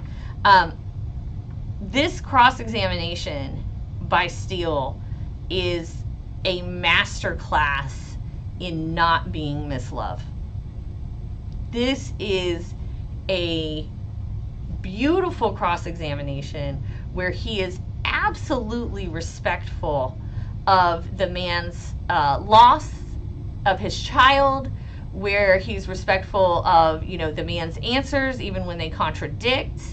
He is so calm and he is so patient. But you remember, I told you this week, YFN Glanville has just been on the damn defense. He has been hating each of them. So Shard was Tuesday, and here we're about to see Steele is partway through one of the best cross-examinations he's done for this trial yet, and Glanville is not having any of Steele's shit. Now, I will say that Steele kind of threw some information in that maybe didn't necessarily need to be there. Right before this, a part of a music video plays, so I can't show it to you. So you gotta just know that Steele shows a music video, and he says something about this video that was published on October 14th, 2015. And Hilton objects, and Steele has done this several times. All right, here we go. Okay. And the only reason I stopped is it wasn't playing with the volume. Here, we can just have it argue with this. Then hold on one second.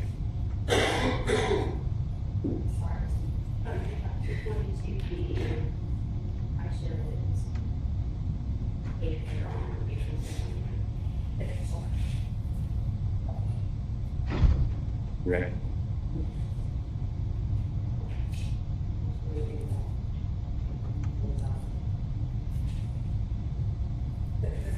Yeah. Oh, I'm muting it. Don't listen to that.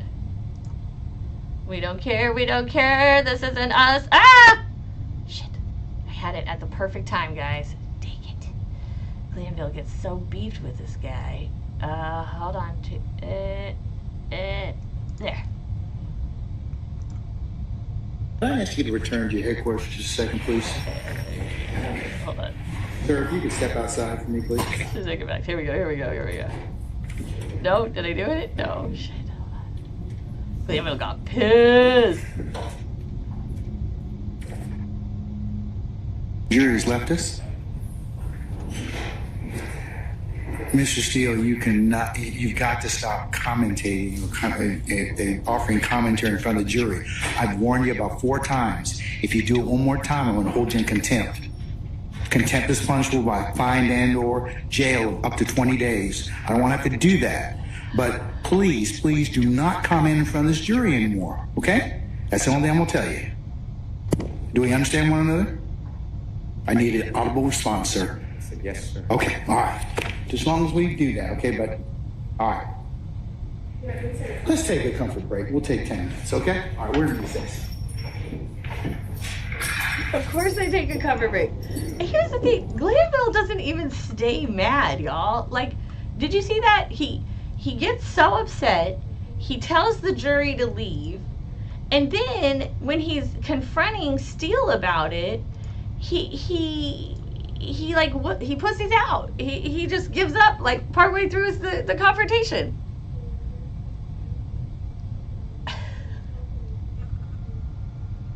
And then goes on a comfort break.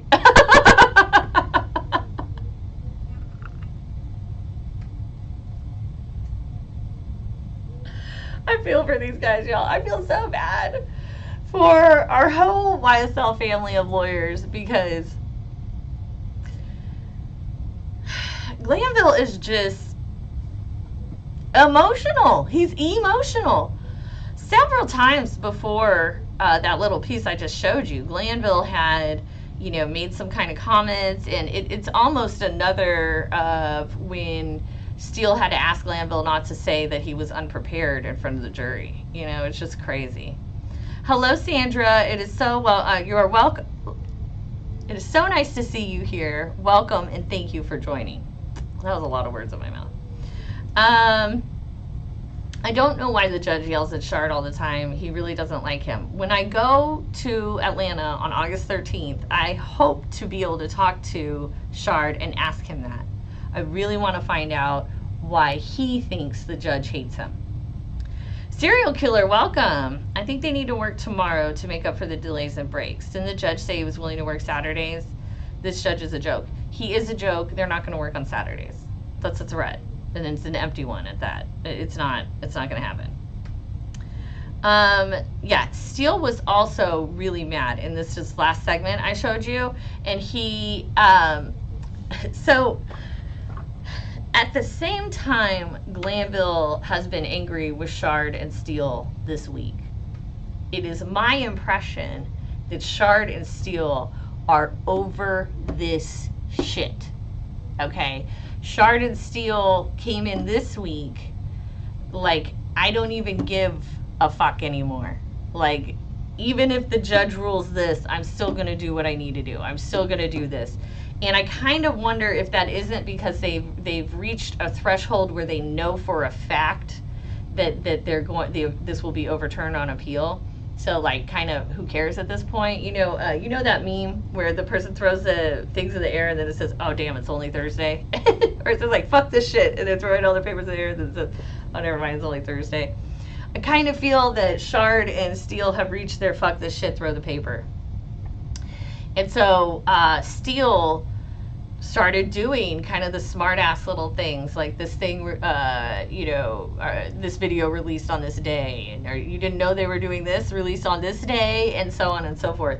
I actually liked it. At this point, I'm tired of watching these people just be beat to shit, so to see them actually kind of fight back is refreshing. All right, so after the judge admonished Steele, and it wasn't even like a good admonishment, it was not even a real admonishment, then we get back into the trial. Oh, and we have the Hertz guy. All right, so the Hertz guy worked at Hertz Rental Car in 2016. or 2015, 2014. The Hertz guy remembers absolutely nothing about his time, or 2016, about this time at Hertz Rental. One of the questions If Gang Brown asked was if Hertz guy was handling like 40 contracts a day. Hertz guy said, I don't know the numbers. It's too long ago for me to remember. Two things. This is why we have a statute of limitations. Because people forget things. You're talking about shit that happened 8 to 10 years ago. Nobody remembers. No adult remembers. Like, that's not how adult memories work. Secondly, If Gang Brown has basically was doing a horrible job, and he kept asking leading questions. And as you watch him through this witness, you can see that Brown has no idea what he's doing. He's not as bad as Love, because Love should know what she's doing and she just doesn't do it. He's different. He's more innocent. Like, he should know what he's doing. And the y'all, the were just on an all-time high. So let's see what this guy says. All right. Do you see a signature associated with this rental record? Yes, please. All right. And our... Okay. So I went, because I love you guys, and I found Jeffrey Williams' signature. This is his signature. Can I make this bigger? You guys, I really be thinking, look, I have notes and shit. I really be thinking about you. Okay? All right. This is Jeffrey's signature per Etsy, per someone selling this Young Thug signature that they got on a postcard. Okay? All right? And here is the signature that they got on the machine at the Hertz. You can tell it's on the machine because it ends here, it gets cut off. You can tell it's like a digital signature. Now, I do believe this, okay, this is his Y, the loop on it. His name is Jeffrey, so J is gonna have a similar loop. That's looking pretty similar. I mean, it's not going to be exactly the same because one is on one of those stupid electric pads. This, I don't know. Now, I don't think they need a handwriting expert because I don't think that that's going to be the make or break it. I think more importantly, this Hertz guy kind of admits that maybe someone else could rent the car under. Just here we go.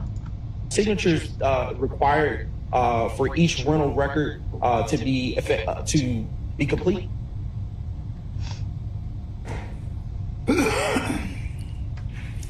Well, as in a document, if the signature thing is there for you to sign, you got to sign. So let me ask a better question. Are customers required to sign the rental record prior to leaving with the rental with the vehicle that they have rented? Yeah. I'm sustaining objection. Wow, judge actually sustained the defense's objection.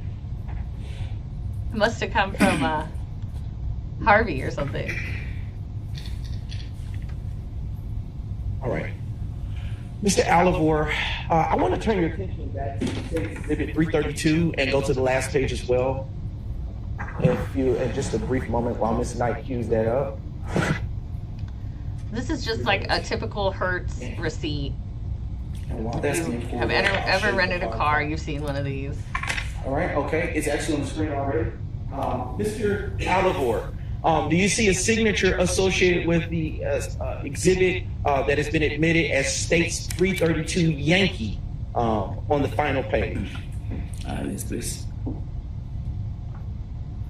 Okay, well, this signature looks different than the last one we were just looking at. Probably that's still that stupid machine. But this one looks different, doesn't it? JD says, I would never want a judge who needs an emotional support dog and has to be in the courtroom. I agree with that. Bail bonds, thank you for joining us. I appreciate it. Serial killer, I agree that most of these people should be out on bond. This is RICO charges, not murder. But I guess technically if you are running a racketeering organization, if you're out on bond, you could continue to do that. Jane Doe, welcome. Judge seems not giving them the chance to change the immunity to 5th, it seems. Okay, it seemed that way, but then Woody went back out with his lawyer, and then he came back in and said he would take the immunity and he will testify. So he was advised by an attorney, and he made his decision. Yes, Mars, they did give him immunity, and he will be testifying later today. Plans and Pens asks, as a lawyer, in your opinion, is this a true representation of our court and legal system? And my answer is yes. It's part of the reason I started doing these live presentations is I want everyone to know what is actually happening inside of courtrooms every day throughout the United States against normal Americans. Every day. And guess what? There's no going back and suing them for falsely accusing you. There's no going back and suing the state. There's no receiving your life back. There's no getting money back. When the state chooses you, that's it. You're screwed. So yeah, this is happening everywhere in courtrooms every day. K-Way says he overrules the defense when the state does the same thing and don't threaten them with jail time. I know, it's crazy. You know, Love has like screamed at him and he never threatened her with jail time. Let's see. Sweet Lady Sugar said that man knows what's up. His accent made his lies believable. I disagree, y'all. If you ask me about some shit I did at work in 2016, I got no idea. I don't remember where I worked. I worked at AT&T still. Yeah.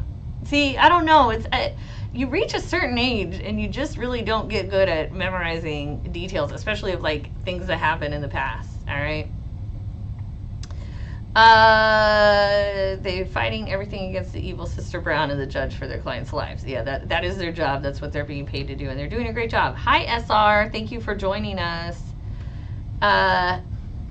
So we, the jury, they did spend so much time on this rental car, and in the next day they have a whole new rental car guy.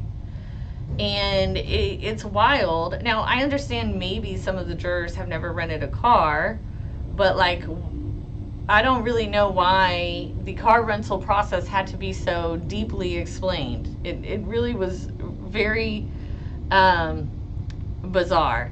Mike, you can sue for malicious prosecution, but it's probably not going to work out, and it'll probably be a waste of time. Okay, YF... So Vamp, I call him If Gang Brown. The only YFN gang member is Glanville. But yes, he did pick up on the okay, all right, and he also did pick up on a bit of Steele stuff, so we're watching him. SR, the different signatures. So the crazy thing is this guy who's presenting right now is actually talking, I believe, about a Corvette that has nothing to do with this case. And then in a minute, we'll see some paperwork about the Infinity. So this is supposed to have to do with the Infinity, which, again, nobody put the Infinity at the crime scene yet. So it's really crazy. Okay, I was hoping you would say no. Nah, no, sorry, Plans and Pens. This is the way it is. It's a really a bummer.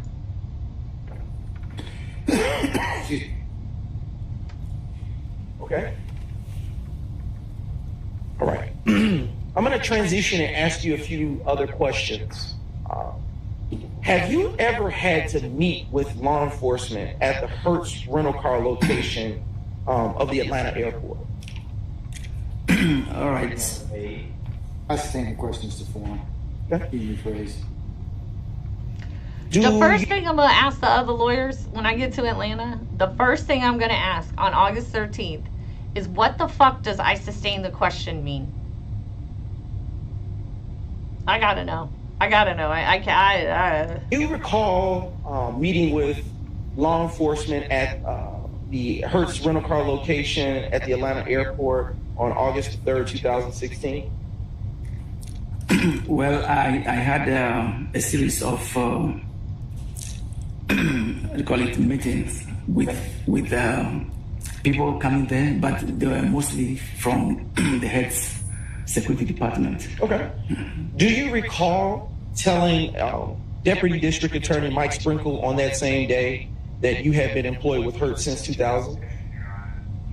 It's a lead. I stand It is objection. leading.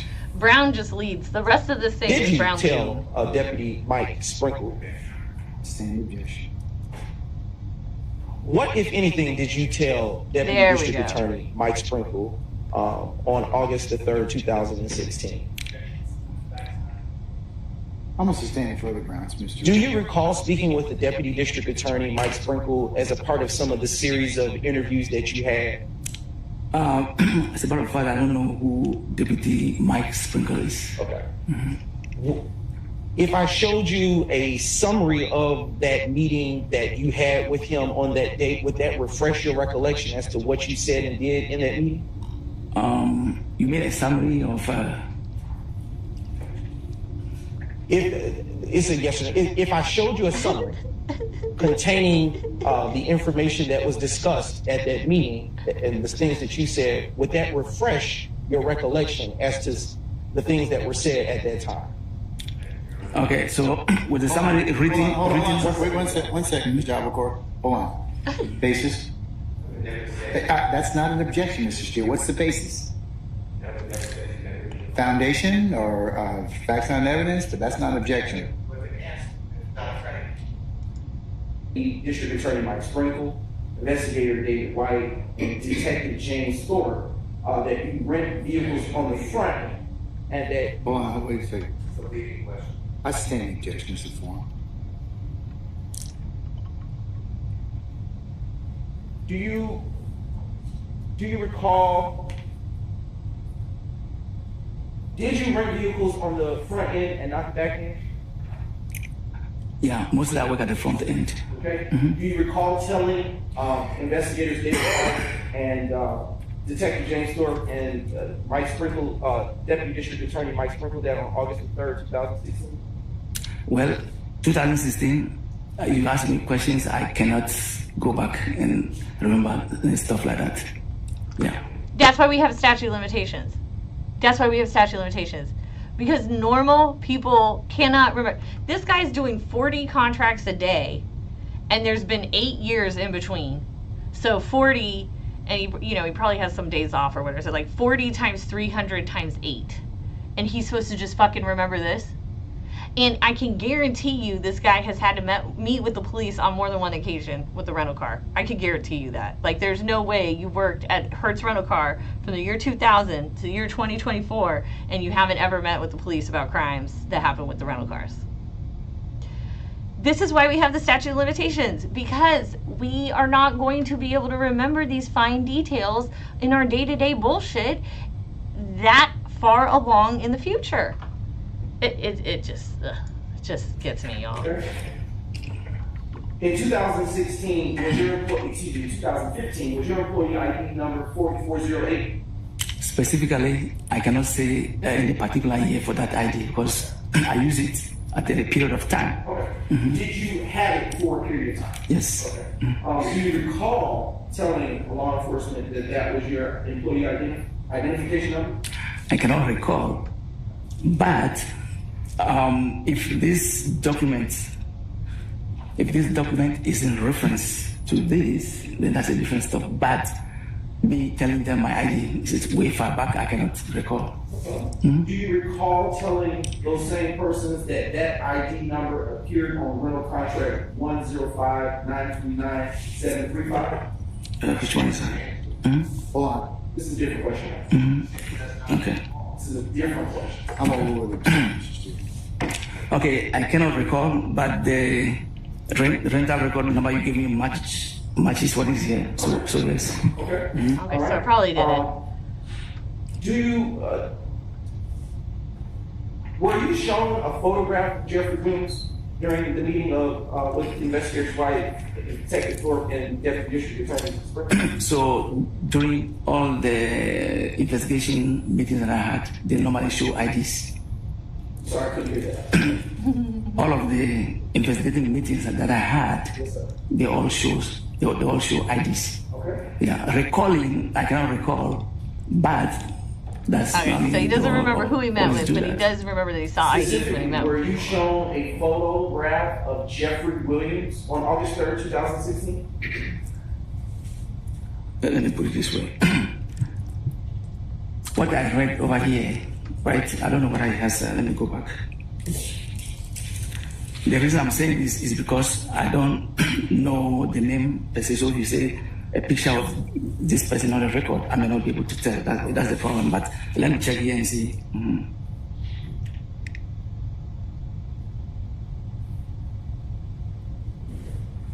Okay, so they have put the police report that recaps the interview he had with the cops in front of him, and he is now reading off of it to refresh his memory. But that report is not in evidence. I recollect that one that they showed me a picture of him. Okay. It's way back to 2016, yeah. I'll ask you for what you know. Okay. By August 3rd, 2016, had you rented at least 2 to 3 vehicles to Jeffrey Williams based on the rental contracts that were admitted in evidence? I'm sorry, by which time? Sure. By August the 3rd, 2016, had you rented at least 2 vehicles? See, this is leading. That's a leading question. Employee identification number that I need earlier. All right, what I can tell you is that I cannot recollect dates. However, this date over here, 010215, and then 010715, which have my ID on it, Okay. I process those. Okay. All right. Okay. So, dude has said more than once, I cannot remember the dates. I don't remember what was going on. This was a very long time ago. This a worthless witness. What does that even do? What does that even say? And I saw some comments as I was showing that footage. You can actually just like, if you have a membership or like a high enough level of spend with certain car rental places, you can literally just walk in. You don't even have to show your ID, and your name will be on a board, and you just go get in your car. It's been rented online. Your people have taken care of it. You know, there are a lot of people in business who travel quite a bit, and they're not stopping at the Hertz rent-a-car counter every time they land somewhere, right? Like, they are able to just go in and get the car. So the fact that somebody signed for this car and that somebody used his credit card doesn't actually really do anything for me. Okay.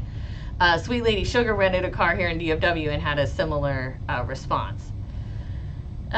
Jerome says, what if Woody takes a stand and says he doesn't remember or recall? Is that non-responsive? I don't think so. I mean, if he doesn't remember, he doesn't remember, you know? So he's supposed to be truthful. So if he doesn't remember, he'll have to say he doesn't remember. K-Way, this is a great point. The state can ask the dad about the lifestyle video and who's in it and all of that, but still can't do that with Tick. The bias out of YFN Glanville is on high, y'all. It is always on high. And I must tell you that, you know, in every courtroom across America, in a criminal setting, the judge is always going to be a bit biased in favor of the prosecution. Their paychecks have the same signature on them. They're part of the same government. They're employees of the same government, okay? And you know, they don't want to be biased, but they're always going to kind of lean towards the government. So is a jury. When the jury gets in the jury box, every jury is going to lean towards, you know, surely the government wouldn't press charges against someone unless they had a case, right? So you will always see a little bit of that in a criminal setting, criminal defense courtroom. But man, what we've seen in this courtroom, it's beyond the normal amount of a little bit of bias. Morgan, thank you for joining us. Val Powell, I do think most of us have probably rented a car, and I agree. Most of us know that we can return a car we didn't rent. A lot of us who have rented from an airport know that we, you know, don't necessarily, if we have done everything we need preemptively offline, then we might not even need to speak to a person when we get there to get it. Tony, thank you for joining us. Asks, they only have to prove 2 acts of furthering YSL's gang enterprise to prove the RICO, correct? I've never read that. I don't know where you got that. Do you think they have done that, in your opinion, to this point? Well, Glanville said a few weeks ago he declared that they had, in fact, proved that there was a gang and a conspiracy. Glanville made that ruling. I can't believe he made that ruling because I haven't seen any evidence to actually support that. I've seen a lot of stupid, terrible, ridiculous behavior out of a lot of people who were really high on drugs and young and dumb. but I have not seen this, you know, like this gang that is organized by a leader or anything. It's wild. MT asks, why does the judge always change defense objections? I don't know what you mean. Usually he overrules them. Let's see. Yeah, Valpel, we don't know if someone signed into his account. I don't know about y'all, but you know, when my son was 17 or so, and I wouldn't want to drive him to like the mall or something, I would give him my credit card and the keys to my car, and he could go to the mall and buy those shoes he needed or whatever it was, and he would just sign my name. And as long as I don't dispute that charge, there's no harm, no foul. Nobody cares. This shit happens all the time, and it happens with rental cars. Like, come on, guys, all the time. That doesn't necessarily mean there's a crime. Okay, Seashell, I have a very important question, so I understand. Does immunity supersede your Fifth Amendment right? I'm confused. I'm working. Okay, no problem. We're all working here. It does not supersede your Fifth Amendment right. It makes it so the Fifth Amendment right isn't necessary. Your Fifth Amendment right is to not incriminate yourself, so that you are allowed to say, I'm not going to say anything, because if what you said might get you charges. That's self-incrimination. The immunity is like, you can say whatever you want and we're not going to charge you with it. So they have about the same effect. Valpal, I don't know what interview wasn't recorded. Hey, Enye, welcome. Welcome, everyone. Let's see. Can the judge get in trouble for showing so much bias on one side? No, there's no place for a judge to get into trouble, y'all. I've said this every week since this began. The only way a judge can get into trouble, so to speak, is to not be reelected. Now, of course, there are committees on judicial behavior, but will anyone actually be able to go to that? I don't know. Will anyone actually succeed? I don't know. TY says Sylvia is behind the scenes. Woody said, fuck them. He's about to go to jail. How would that work if he testifies and has immunity? Well, there was a decision made this morning by Woody after he talked to his lawyer. Originally, he said he wasn't going to testify. He was going to take a fifth and therefore go to jail. But then he came back and said he would testify. So we're about to see. Torta Mom says, what we see in this courtroom is on another level. And I have bad news for you, ma'am. This is the same level that many courtrooms across the United States are on. Okay? Many places over and over and over, regular innocent people are being prosecuted, and it looks just like this. Okay. Let's see. He said they have proven it by a preponderance of the evidence, not beyond a reasonable doubt. Okay, Nia, thank you. And a preponderance is the standard we typically use in civil court, right? It's more likely than not. But beyond a reasonable doubt is what the government has to prove. Hey, CG, thank you for joining us, and have a great day. Have a good weekend. We'll see you next time. Michael says, Woody said to someone on the phone in the hallway, fuck the state, he going to jail. Yeah, that's fine, but then he chose otherwise. So that was probably on the hallway before he came back and said, okay, I'm going to do it. Rico Joseph says, can he get charged federally? I don't know who he is, so I can't answer that.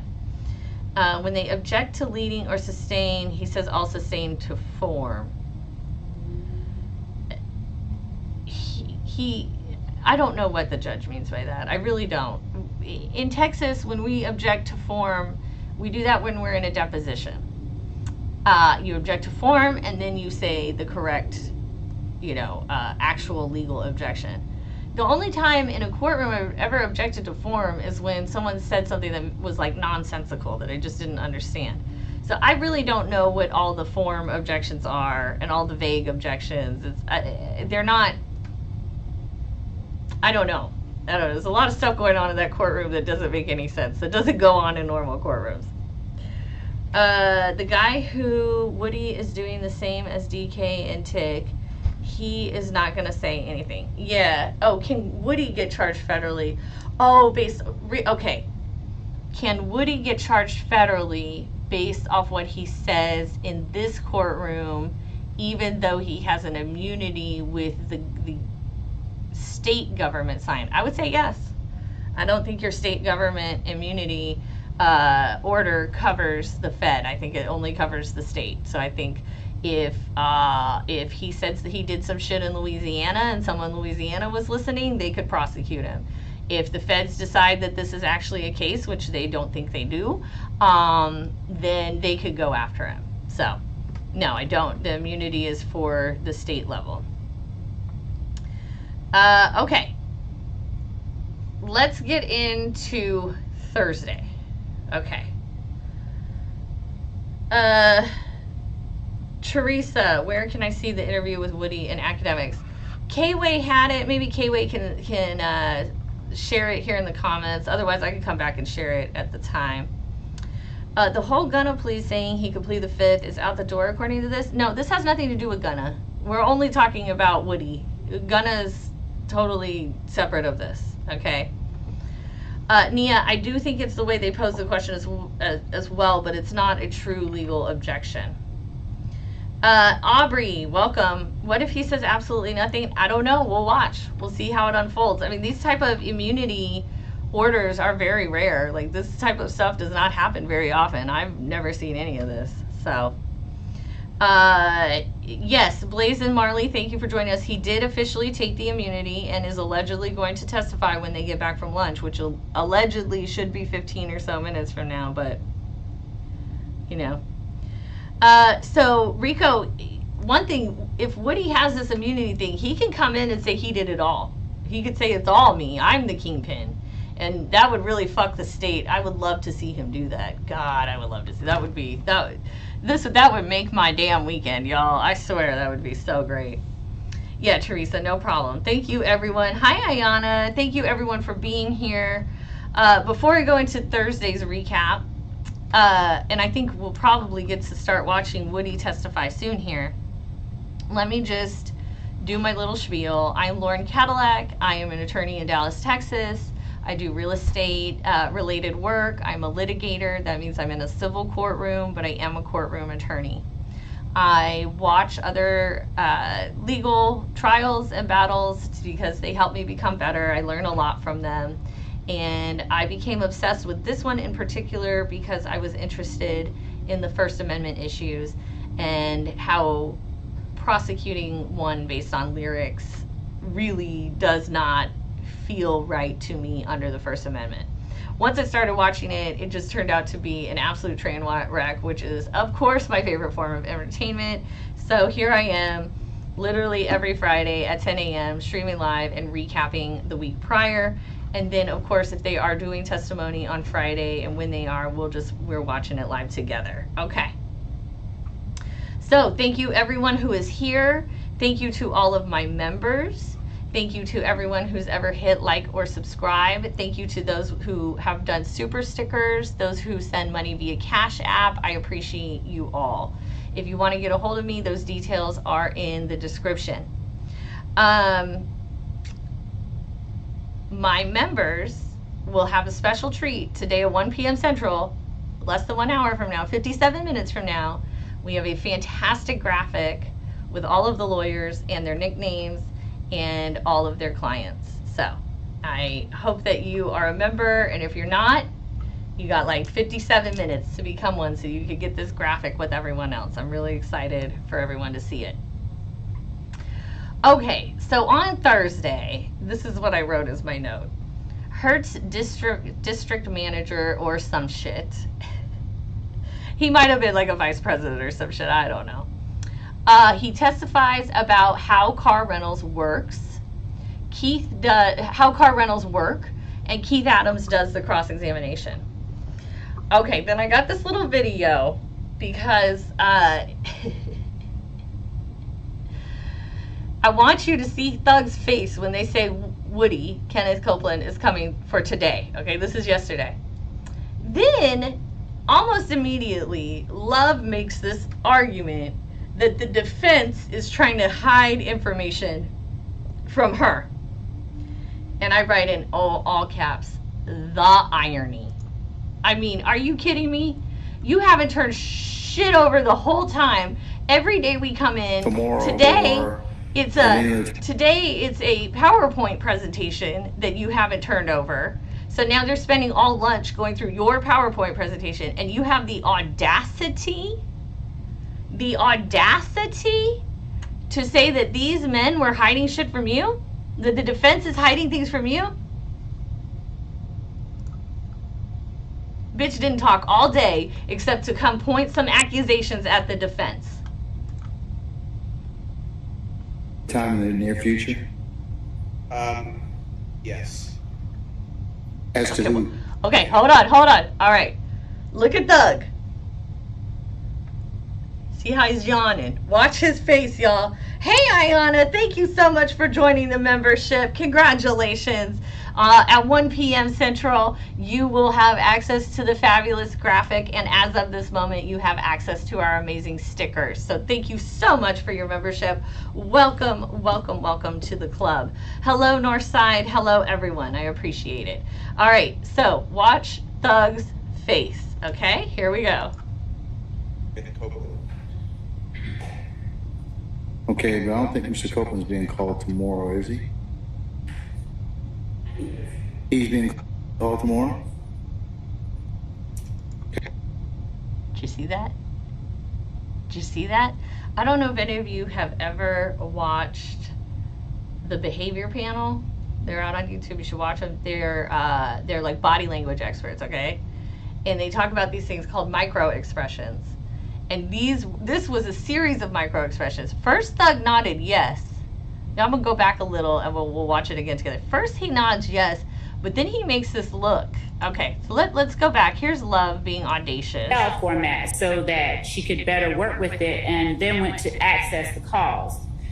It appears from what she was able to see that the calls are Securus calls dating from early 2023, entirely on a particular witness's account and not by phone number.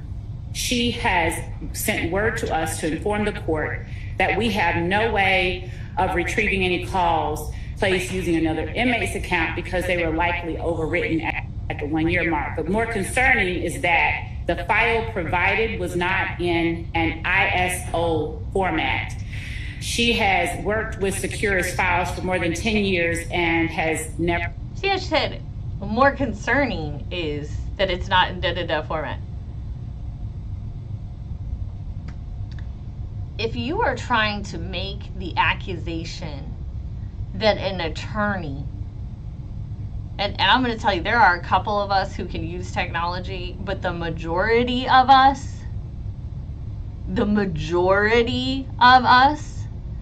don't even know what the F that type of format even freaking means, let alone know how to save it properly. So if this is so astonishingly terrible to you, you obviously don't know the people you have worked with and gone to law school with. You don't know your own community of attorneys. Never seen one like this. The actual calls and their corresponding data is there, but all of the accompanying executable files, for lack of a better word, are missing.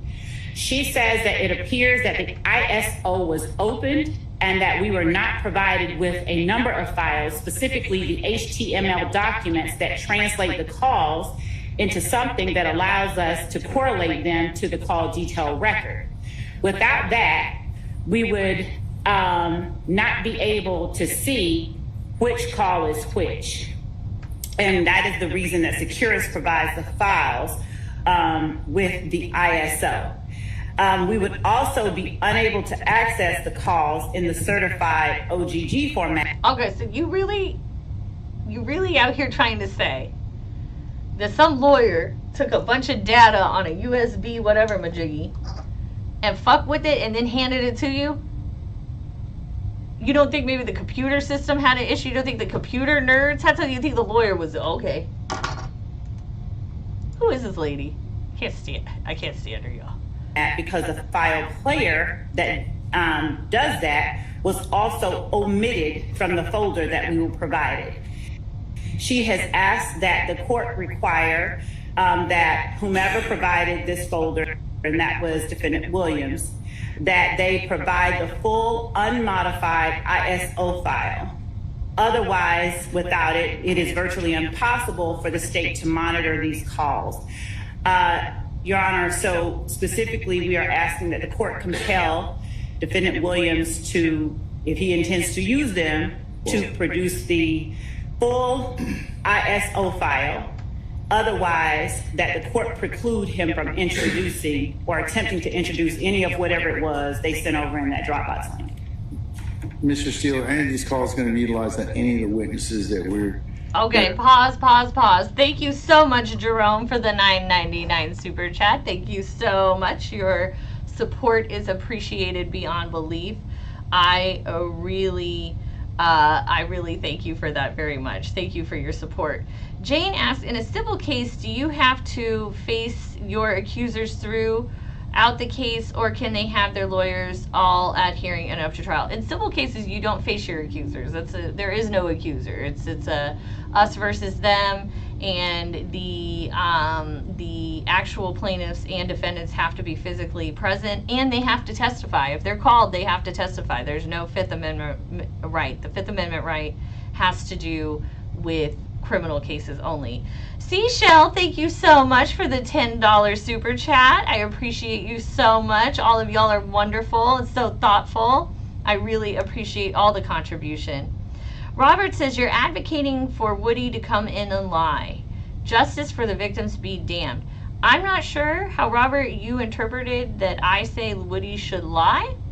I don't know where you got that at all. But maybe you should keep the words out of my mouth. Maybe keep your words out of my mouth, because I didn't say that, okay? Who knows what Woody's gonna do? Yeah, I want Woody to tell the truth. I would love to see this thing blow up. Who knows? Let's see. Jay says that Woody was once one of state of Georgia's top 10 most dangerous people. That's wild. That's wild. Clarence said, I said a few weeks back that dealing with the RICO charge, all they had to do was start telling on each other. That way the optics of the prosecutor case would look weak. Yes. So in our criminal procedure classes, in one of my criminal procedure classes, our professor was giving us a scenario. He said, if, two people are in a car and in the backseat of the car is a bag and it has, cocaine or whatever, and you get pulled over and the cops find it. As long as both of you say it's yours, or both of you say it's not yours, they can never prove their case. But it's what the cops do is they go in and they get you in separate rooms and they say, oh, well, Lauren said it was yours. And then you tattle because you think I did, or, whatever it is. That's cops are sneaky that way. But as long as y'all can stick to the same story, you can beat the charges sometimes. Hi, Tracy, welcome. Northside, it's the worst feeling when they call a person you took care of, been loyal, and then they testify against you. I'm very glad, Northside, I've never felt that feeling. I don't know. I've had people who I thought should be loyal to me be disloyal, but not actually testify against me. So, let's see. Thug knows Woody is not going to point the finger at him, because if he does, he's a dead man. Just wait till you see this face, y'all. Let's go. We're going to see his face again. It's coming back. Coming back.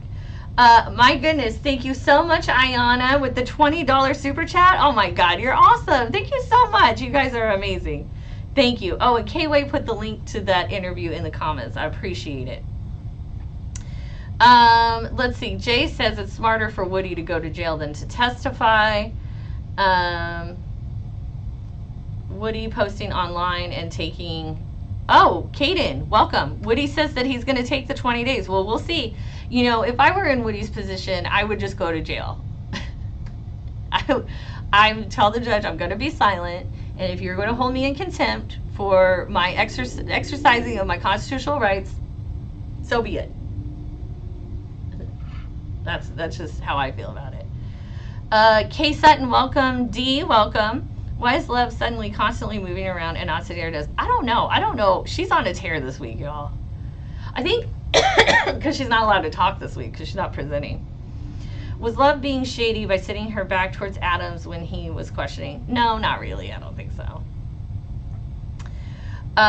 Woody better not take the 20 days or they may indict him, and he needs to do what Tick and DK do. Get up there and play stupid. This is going to be interesting. When they get back from lunch, they're supposed to be back from lunch in 2 minutes, so we'll see if that ever happens. Let's see. Okay, here we go. The face of Thug is about to come back. Guys, pay attention for these micro Will be expressions. called over the next Okay, here we tomorrow go. or at any other time in the near future? Yes. As to who? Kenneth Copeland. Okay, Johnny. Okay, but I don't think Mr. Copeland's being called tomorrow, is he? Shakes his head yes. See that? He affirms. Yeah, he's shaking his head yes, like he knows Ken is coming. Watch these micro expressions. He's being called tomorrow? Did you see the eye flutter? Did you see the flutter and a bit of a roll? Did you see the flutter? Did you see the eye flutter and the bit of the eye roll just there? D, thank you for the 99 cents. I appreciate it. Oh, it's your first super on a live stream. Congratulations. And thank you for losing your super virginity with me, D. I appreciate it.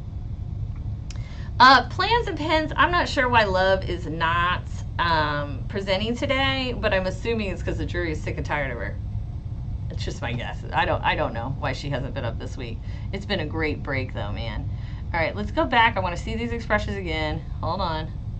Come on. My finger. Okay, here we go. Let's watch. All right. Okay, but I don't think Mr. Copeland's being called tomorrow, is he? Nod. He's being called tomorrow? Eye roll. Okay, well, you got to convert the file to something. Wonder what he just said to Adams. Adams looks like he's shocked. He does the hand wave, like, I don't know what the hell is going on here. That the state can manipulate. We would just ask that he provide us the original file provided of the call so that we can access them the way that we give them. Can that occur, Mr. Steele? I'll look into it, yeah, of course. Okay. I mean, I don't... If all she's asking is that they get the original version of the file, what the fuck is so concerning about that? Like, why did she have to go through all of that inflammatory language of what's really concerning and da-da-da? I just, like, I don't get it. I don't know to answer your question directly because I don't do those things, but I'll look into it. You need to make sure you have a file to begin with that works. And Okay. Your Honor, also, I'll state this in my place. The head of our unit stated that the data that is missing would have to have been literally extracted from the file itself and given to us. It would have had to have been deliberately taken away, those items that I mentioned. So those items were provided to Mr. Williams in pursuant to a request to the Securus for Fayette County. And so we're asking that they give to us what they were given. Well, I'll let you work that out with Mr. Steele. Okay, And now if watch her we're- face. Did you see that? Okay, he said, I'll let you work it out with Mr. Steele. Did you see her body? The expression? So she just gets up there and says, oh, this information's tampered with. Then I really want to drive this home. Your Honor, they specifically said this information had to have been deleted, but Steele got it from these people. And the judge is not even, finally, playing this stupid fucking game with this bitch anymore.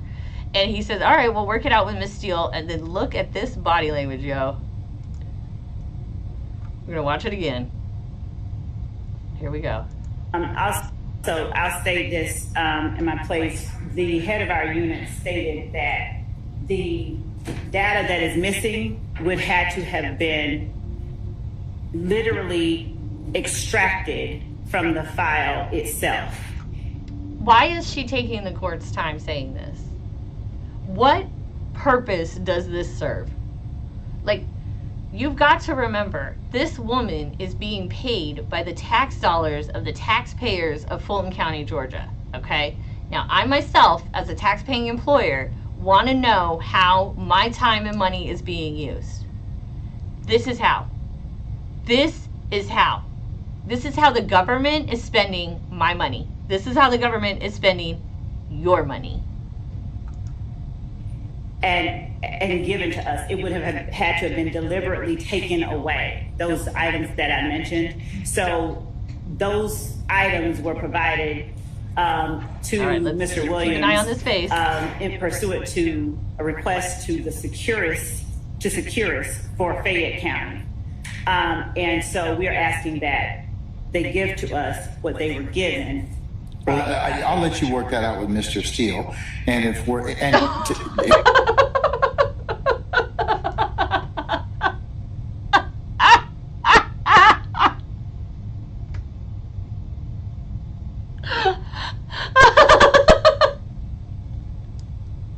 I'm sorry, this is the way she reacts. Just keep watching her. Keep watching her. If he's got that, just watch her. Don't look at anything else. Just look at Love's face. He doesn't know whether or not that may have been what he was provided. You can certainly ask him, but Mr. Steele, is that the way you got the file, or do you know? She's shaking her head, answering for him. Well, I really don't know, but I'll look into it. Watch her face. Watch her Ms. face. Love, in a perfect world, yes, you know. But let's just see if you all can work that out, and if you need my assistance, then certainly we can look into it at that Look point at in her. time, okay? All right. Anything else? On behalf of any other counsel? She just looked at him and gave him the shittiest look, y'all. All right.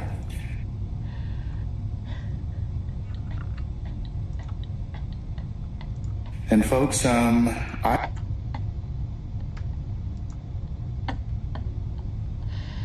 there is no question whatsoever. There's no question that Miss Love cannot stand not getting her way. I swear to God. I swear to God. Did you see the head roll, the eye batting? I swear to God.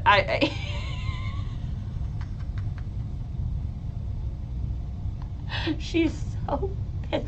Like, she had this idea that she was going to come up and tell the judge that this information had been deleted.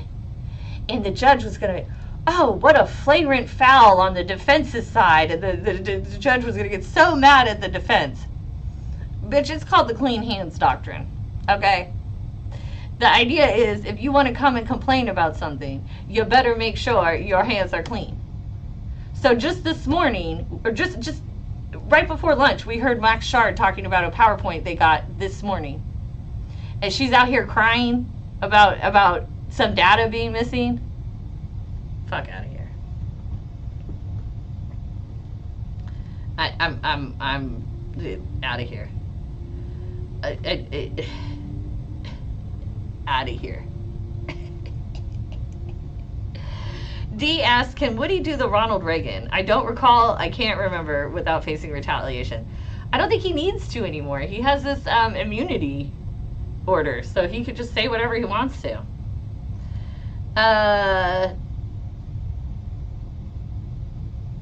Let's see. Love what you say, Stans. The head move. God, you guys. She did!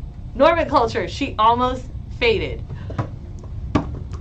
The judge is going to rule against me? What? The judge isn't interested in hearing about this petty bullshit that has, like, no meaning whatsoever? What? What, judge? This data is missing. Come on. I'm telling you hearsay statements from someone about data, and you should have your panties in a wad about it, judge. I don't understand.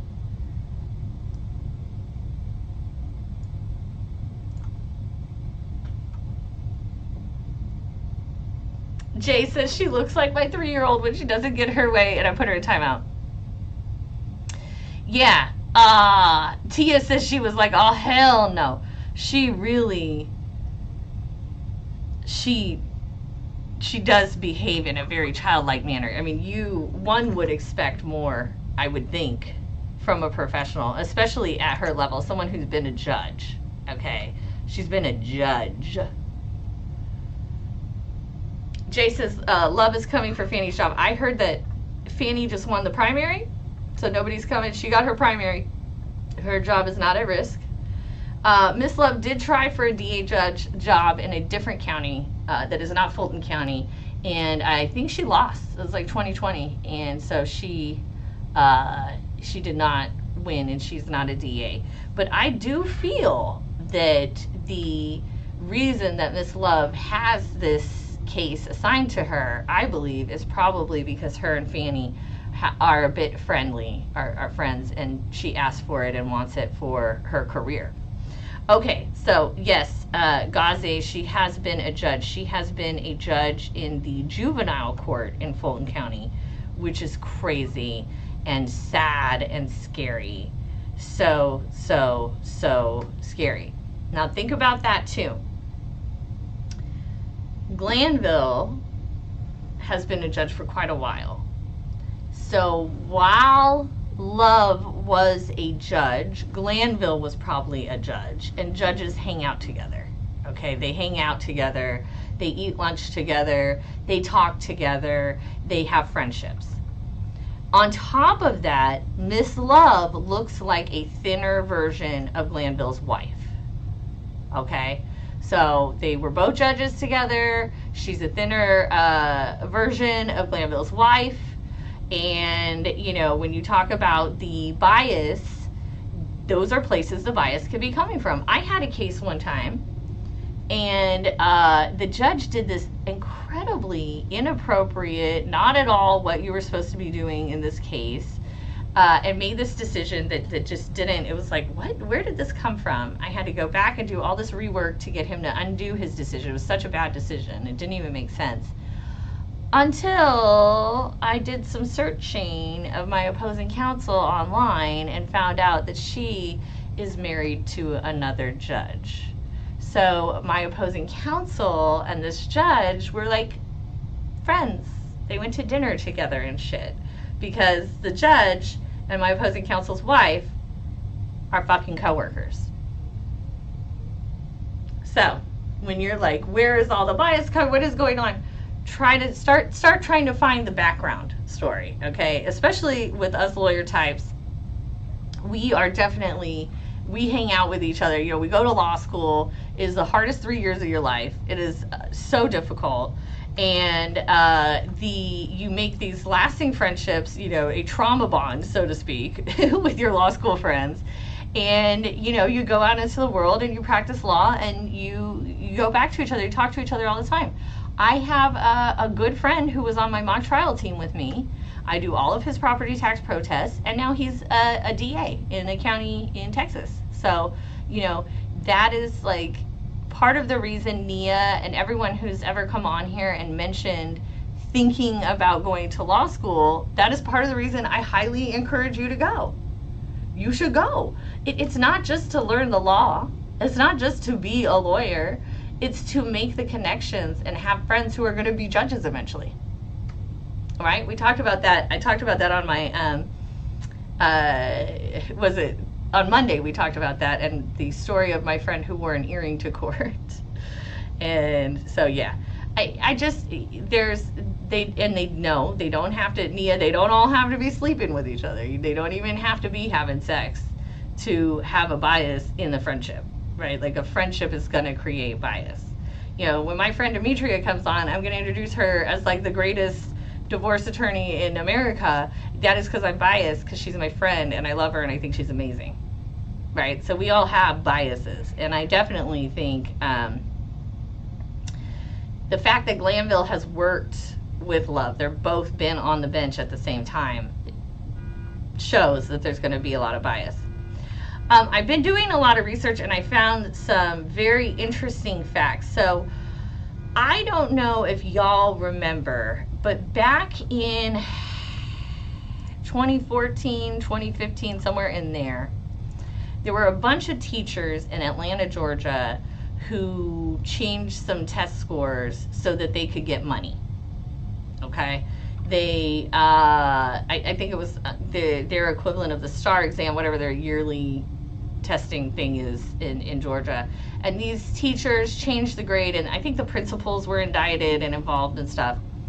So I did some research, and I found out that it turns out Fanny Willis was the ADA who prosecuted those teachers and principals. Okay? Fanny Willis prosecuted those teachers and principals under RICO charges. Now we know why Fanny Willis is so RICO happy, don't we? All right, that's her thing. That was her success. So last week, that was not my car nomenclature. Mine's around the corner. last week we were talking about if Fanny was having a relationship either with Mondo or DT, Nut, Donovan Thomas. And I don't think so, because at the time... All right, Sergeant Brown, all our jurors present. Are we back? Oh, we're back. We're back. Okay, all right. Deputy Ham, can you check on our jurors, please? Are we back? Are we back? Uh-oh. Sorry, guys. Mr. Steele, what can I do for you? Where do we go? Oh, no. Okay, all right. Where's my video?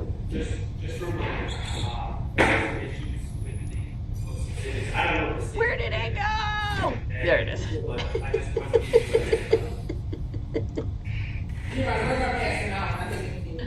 All right, they're back from lunch, Okay, y'all. all right.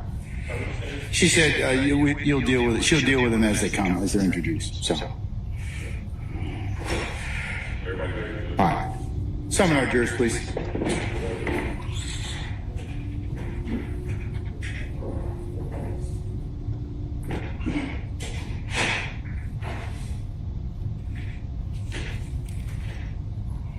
Okay, here we come. Here we come. Who's gonna question Woody? Are they gonna have Miss Love questioning Woody? Who's this chunky guy?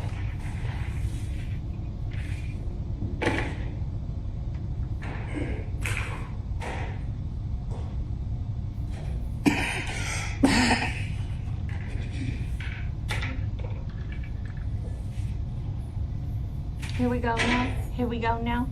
I'm not gonna lie, y'all. I like Miss Love's dress today. I love that blue. I like the zipper down the back. It's a nice look.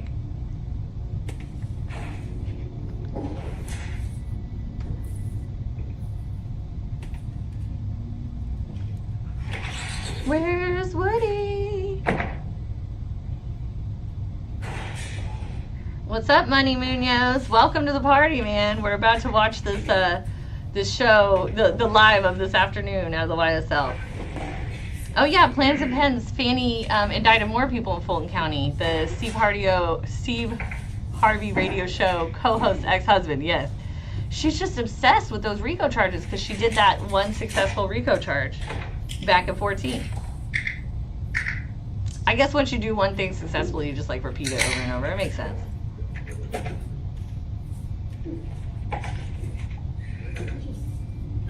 Wait on 1 yard. Right. Do you hear that noise? Is that noise in my office or?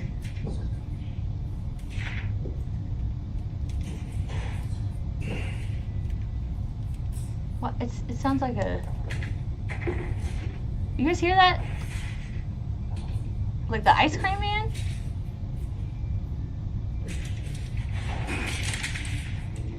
All right, ladies and gentlemen, please be seated.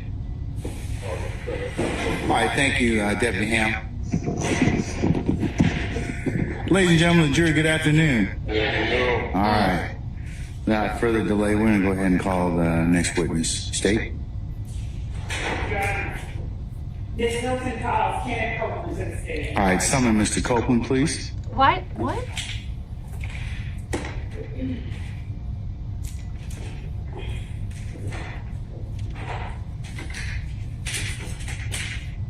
Look at your faces. God. Mr.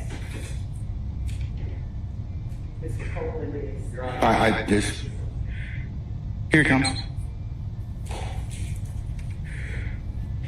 right, Mr. Copeland, go ahead and approach the witness stand. Before you sit down, if you would turn and face Deputy Ham to be sworn as a witness.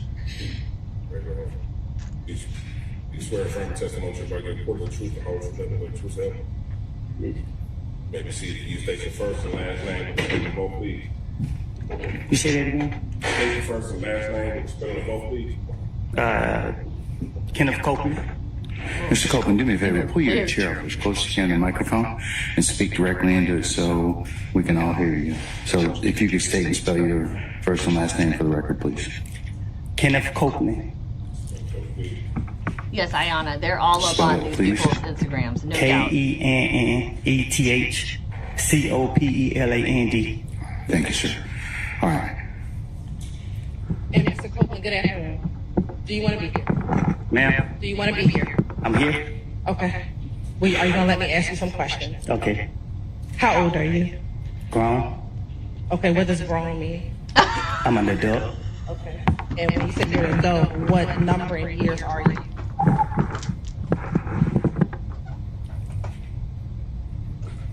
I plead the fifth.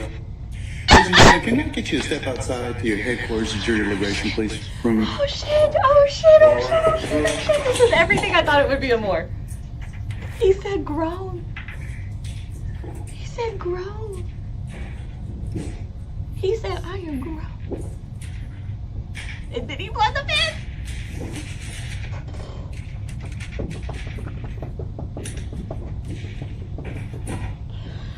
Grown. How old are you? Grown. I'm gonna say that next time somebody asks me how old I am. Grown.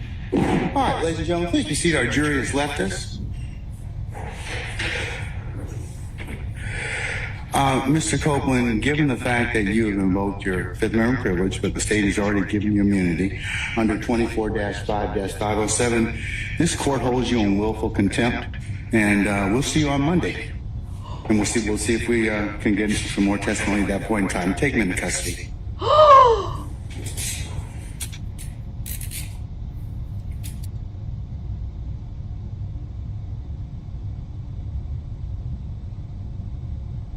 Holy shit. Holy shit. Oh, y'all, I got chills. Oh. You heard the handcuffs too, y'all. Oh my God. Oh my God. Hey, Perry. All right. State, do you have any other witnesses you plan on calling this afternoon? No. Okay. What I'm going to do is I'll call our jury and tell them that you're going to be in recess for the weekend, and we'll come back on Monday. And then, Your Honor, the jury is excused. Would you please entertain a motion for a mistrial? Thank you. Mr. Steele, I'll entertain it right now. I didn't want to hold the jury. Thank you.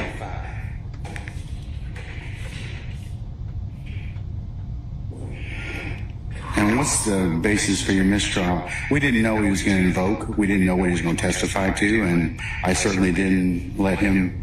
He was only asked one question, so at this point in time, there's really, Wow. I mean, you can't knowingly let a witness invoke their Fifth Amendment privilege in front of a jury, but that didn't happen in this case. Last thing we heard from Mr. Copeland was he was going to testify. So, everything you say, I'll adopt, because I was about to say those words. Based upon information belief, I'd like to call witnesses from the prosecution. I was told, I do not have the personal information, but I was told that Mr. Copeland made that known to officers of the prosecution team prior to being called right now. But it's what I was told. I mean, the last thing the court knew, and he has counsel. If a party knows that a witness is going to invoke the Fifth Amendment in front of a jury, which poisons us, I mean, there's no doubt it prejudices Mr. Williams et al., all of them, because this trial's been going on now, I believe, 8 months in front of a jury, and they've heard Mr. Copeland's name however many times the court reporter said. Casey, that's what we've heard. No, the jurors have heard Kenneth Copeland. Yes. And as well. Okay. I opened on him that he's a killer. We cross-examined all these witnesses about Kenneth Copeland. The state talked about Kenneth Copeland. My point is, if this honorable court finds that the state knew or had reason to believe that he was going to do this in front of a jury, that his response was going to be, I'm invoking the Fifth Amendment, then, Your Honor, yes, I adopt what you said. That's wrong of a party, and I'm moving for mistrial. Okay. Okay. All right, sir. Thank you. All right. Yes, sir. It would apply to everyone. Yes, Ms. Love. Your Honor, I'd just like to put some things on the record regarding Mr. Copeland. As we stated earlier, Mr. Copeland has... Your Honor, I'm just telling the court I am not accepting the proffer. Your Honor, if I may... Okay, but counsel gets the proffer, Mr. Steele. I can accept that. So, could you sit down? But he wouldn't let Shard proffer earlier All this right, week. Ms. Love, you can complete your proffer at this point. Your Honor, yes. Just to relate to the court the observations that members of our office have made throughout the course of this morning and throughout the time that we've been dealing with Mr. Copeland. Our cause for concern is Mr. Copeland's communication that he is going to us, that he is going to speak, that he is going to speak on the stand and want to have to be taken into custody. The court gave him the opportunity to have present in court with him someone who is supposed to be representing his best interests. What we have seen... Y'all, we saw by the look in her face when Hilton disappeared and she said Hilton calls Copeland, we could tell that Love already knew Copeland wasn't coming. In fact, she was about to start piping up talking about Copeland's not coming. So 100% of what she's saying right now is bullshit. Is communication, both verbal and nonverbal, between Mr. Copeland's supposed counsel and counsel for defendants. And a look as if I tried from Mr. Copeland's supposed counsel in the direction of counsel for the defendants after Mr. Melnick attempted to assert for Mr. Copeland. May I finish? Let her finish, Mr. Melnick. Please sit down. I'll let you start. Okay? All right. Thank you, sir. She's talking shit about Woody's lawyer. While Mr. Copeland is on the stand stating that he wants to testify, that he will testify rather. So we are watching, and Mr. Melnick, I believe it may even be captured on film. The court can look at it. Mr. Melnick turns to the direction of counsel for the defendants and motions like, that's it. Then, upon information and belief. Oh, this bitch.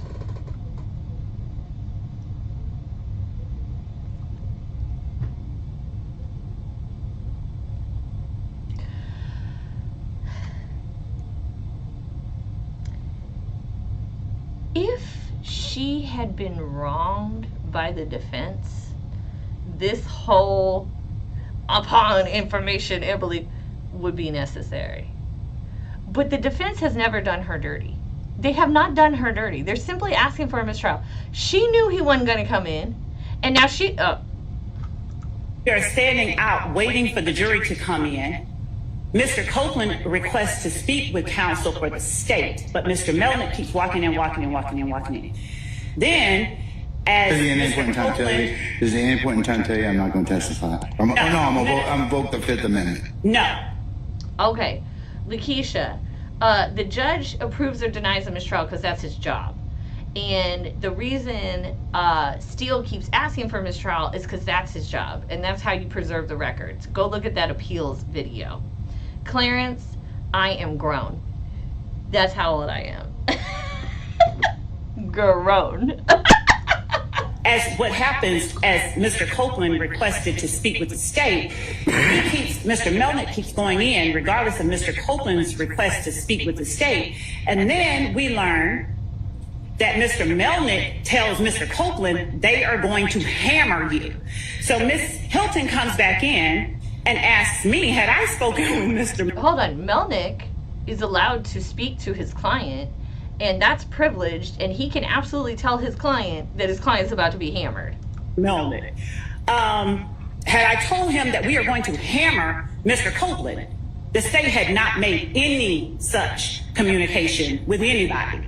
So what we are seeing, we believe, is tampering with witnesses, this particular witness on the part of people who are not the state. So we are concerned. I don't know that Mr. Copeland's interest is being represented when that interest may not be in alignment with the people that Mr. Melnick is communicating with on breaks and...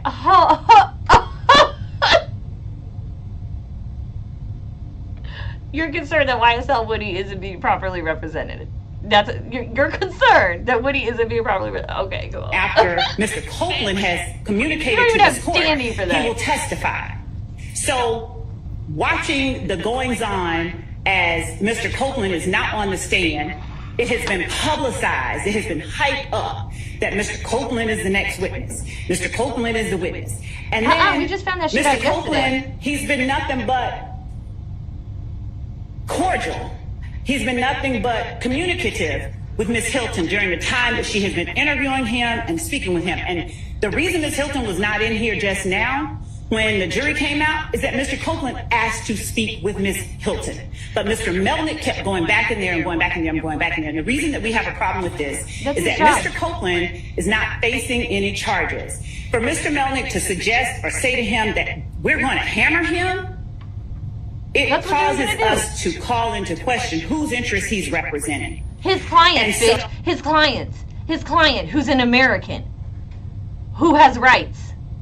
So we would ask that, you know, what I haven't even thought of in my mind an appropriate remedy at this point, because it is wrong Ask for a mistrial, Ms. Love. parties to inject themselves on behalf of purportedly one person, and I don't know. I guess they're I don't know what's going on, but I can say You don't that know. this. So you're fucking speculating, huh? So you're sitting here speculating the way you were speculating yesterday about the defense stealing information or hiding information from you, and now you're speculating today again. And everybody should listen to you because you used to be a judge. Okay. Entire day, starting from the point at which Mr. Melnick is invoking Mr. Copeland's Fifth Amendment right after Mr. Copeland has said he's going to testify, has gone a little off. Your Fifth Amendment, you can revoke or evoke your Fifth Amendment right any motherfucking time.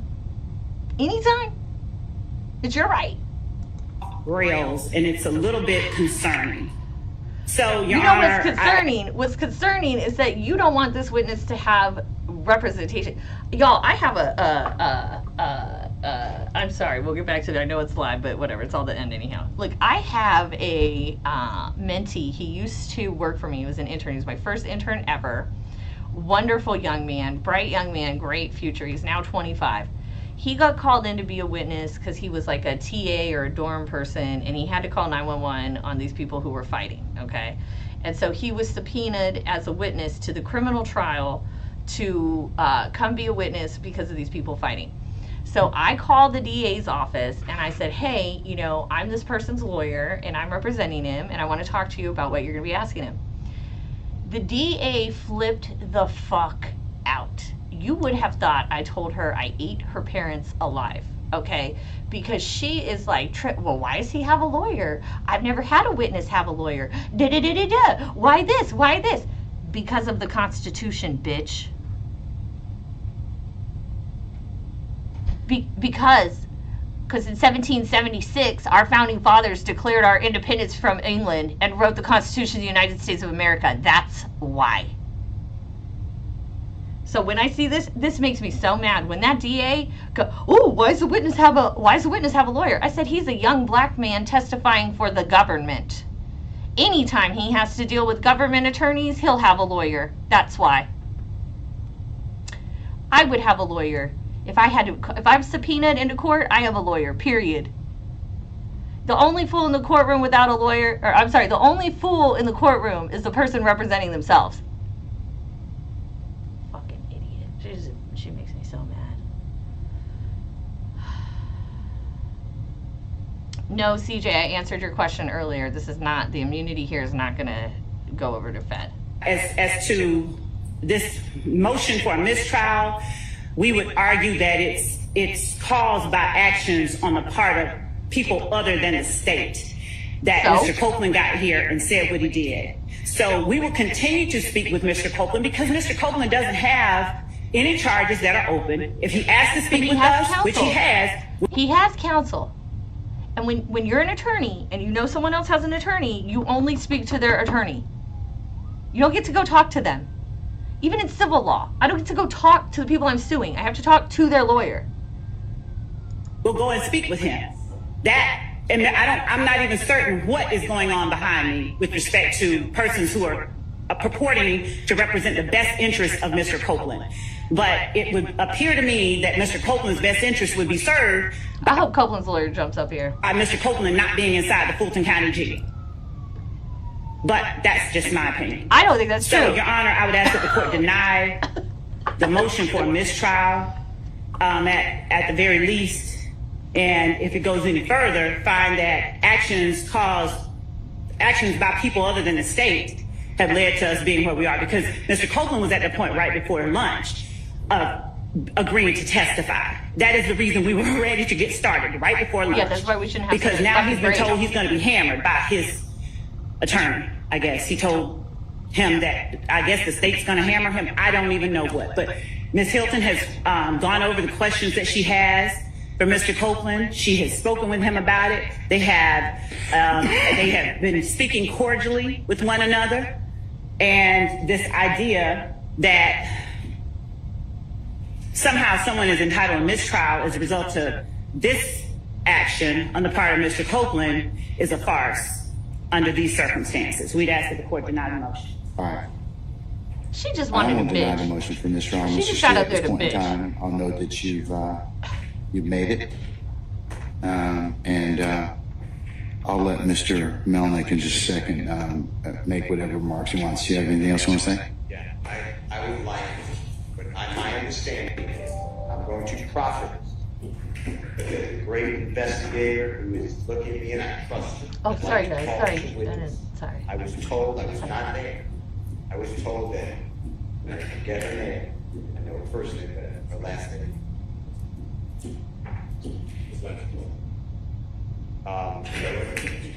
And Investigator Long, and I may be wrong, heard Mr. Copeland prior to coming in to the courtroom, almost immediately prior, state, and I'm reading from Mr. Kokomo, if I have to go to jail. Bro, if we knew it I knew in DFW that he wasn't going to show up. I knew from Sylvia, there's no way that the prosecutors didn't know. They're sitting right there. Then locked me up, and then the Honorable David Box told me, as I was walking in, that he heard, he's right behind me, so he should be speaking for himself, but he heard Kenneth Copeland tell the prosecution, if I said the wrong people, please correct it, that he's invoking the Fifth. That's why I raised it. I'm not saying anybody did anything wrong. I'm saying that if a party knows or has a reason to believe that a witness may invoke the Fifth Amendment in front of a jury, we avoid that at all costs. But the challenge we're having, Mr. Steele, is I do believe that there's probably been some behavior that probably wouldn't pass the good faith test of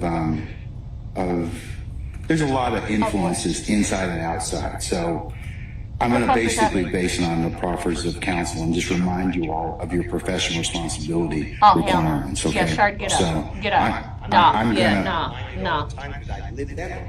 I'm just telling the court that in order for you to deny my motion for this was bad. And I'm going to deny your motion, and I've made my ruling. So I'm done at this point in time. Okay? In terms of this motion for mistrial. I'd like to call the witnesses, but I understand what you're saying. I'm not going to call any witness. I don't need any witnesses. Your proffers are fine. Okay? Yes. As you know, we are in a side room off the hallway on the first floor. That's where defense counsel is kind of their conference room. Oh, write that down. During lunch, I'm working on unrelated matters, and I'm going to get a ginger ale to calm my upset stomach, and I'm on the phone, but I'm hearing a gentleman speak very loudly on the phone with agents from the state. To my belief, agents from the state were present within earshot. And that gentleman on the phone, who was Kenneth Copeland, was making a... How do you know it was on the phone? If Kenneth Copeland's on the phone, is he talking on the phone? Or? He's standing in the hallway 10 feet from me, practically screaming in the phone. Oh, so Mr. Copeland's on the phone? Yes.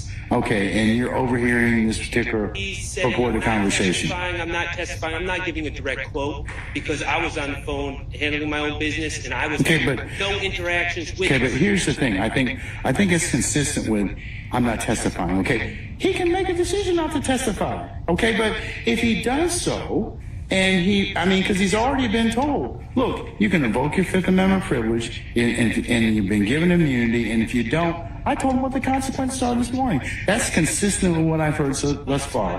And I don't think that is... I believe that the state was on notice that something like this. Okay, all right. But all of you have kind of... What? Like I said... All of us have what? Unwittingly or from, I just remind you, from outside agitation or otherwise, you all need to stay away from any of this. You do. Both sides need to do this. What the fuck do is not that? let outside influences influence your actions and get you in trouble.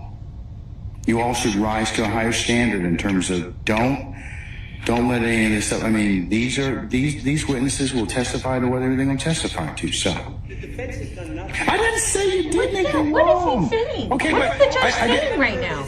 state. I didn't say you did anything wrong, but I understand, Your Honor, but I just want to be clear. The only thing that I've heard today is that the state met with Kenneth Copeland without his attorney. Yeah. Are we going back to that again? I don't know of any Okay. counsel that's had any conversations with Kenneth Copeland at all. And I just want to make that clear. Today, I don't know of anyone that's had conversations. Okay, but he's their witness at this point in time. If he wants to talk to you or he doesn't want to talk to you, he's got a lawyer, and that lawyer can make that decision, and so can Mr. Copeland. So I understand that, but you can't let other people, and I would advise you not to let third parties influence what you may think a witness is going to do. That's not. What the fuck? Does that what? CJ, that lawyer's standing there in the side because he is waiting to go talk because he's Mr. Copeland's lawyer and he was just accused of ineffective counsel. Okay, so he's just waiting there so that he could go defend himself to Miss Love. Okay, and that's all I was trying to tell you. Okay. Okay. All right. Yeah. Yes, let's, sir. What let's would you hear like from to tell me, Copeland's Mr. attorney. Norman? Thank you. Judge, I went back and reviewed my communications with the Fulton County District Attorney's Office in relation to Kenneth Copeland. Get out the And I popcorn. found communications as late as June. Get out the motherfucking popcorn. Look at Miss Hilton's face. Look at Miss Hilton's face. She said, oh shit. Oh shit. He has the ability to go back and see our communications. Oh my god. He has a machine that he carries in his hand and it has all our communications and he can search through it and find them and put them chronologically. I'm fucked. Here we go. All right, let's see Copeland's lawyer defend himself. Let's go. June 5th of last year, where the Fulton County District Attorney's Office had reached out to me about speaking to Mr. Copeland. Speaking to Mr. Copeland concerning this trial, not about any other case. Speaking with Mr. Copeland about this trial. Neither of these attorneys, no attorney at this table has ever attempted to contact me about Mr. Copeland and about his willingness or desire to testify at this trial. They have put us in this position where at the last minute, I'm trying to advise him as best I can what I think is best for him. Had they exercised the slightest bit, which is his job, to tell the dependent or the person, our client, what we believe is best for them, of professional conduct, we would not be sitting here having this conversation today. Bing. And unfortunately, for me to fully explain everything that's been going on, it would require me to reveal confidences that I'm not going to reveal. I don't want you to do that, sir. I can assure you that the decision to invoke the Fifth came completely from Kenneth Copeland. I owe nothing to anybody over here. Yeah. I owe nothing to anybody at any of these tables. I don't care, candidly, no offense, don't care what happens with their cases. Agreed. The only thing I care about is what happens to Kenneth Copeland. Bingo. And for any assertion, I'm sorry, Judge. And so that's your primary duty. It is. It is. That's Thank exactly you. right. And if they would assert otherwise, that is And for an offensive. assertion to be made that I or Mr. Copeland are somehow being influenced by somebody over here is absolutely ridiculous. I take great offense to it, and I can tell Ms. Love that I am going to the State Bar to report her for contacting a witness that she knows to be represented by counsel. She and I have had conversations about Kenneth Copeland. Okay, and sir, that is whatever you decide to do outside of what the court is ruling upon. Remember, the court can only rule upon what I see. Okay, and what I see at this point in time is a witness who, for whatever reason, may have some other reasons about his testimony. He has expressed those this morning.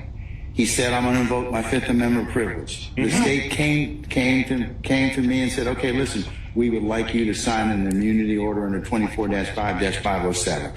They make that decision. So there are, I think that gets us to the point where we knew that, or at some point in time, that the state knew that he was. He was. Miss Hilton needs to sit the fuck down. If I was this judge and this is going on in front of me, I would say, Hilton, sit there. I'm sorry, Miss Love, sit down. It is not your turn. You have had your turn. You accused this man of inefficient counsel. You basically accused him of breaching his duty to a client on the record. Sit down. Sit down. He was going to invoke his Fifth Amendment privilege. So absolutely no. So, but in order for them to still get this testimony, which they believe that they need, they offered an immunity. So that's what we explained to your client this morning. So whether or not he wishes to go ahead and still invoke his privilege, that's his choice. But the statute's pretty clear. I understand.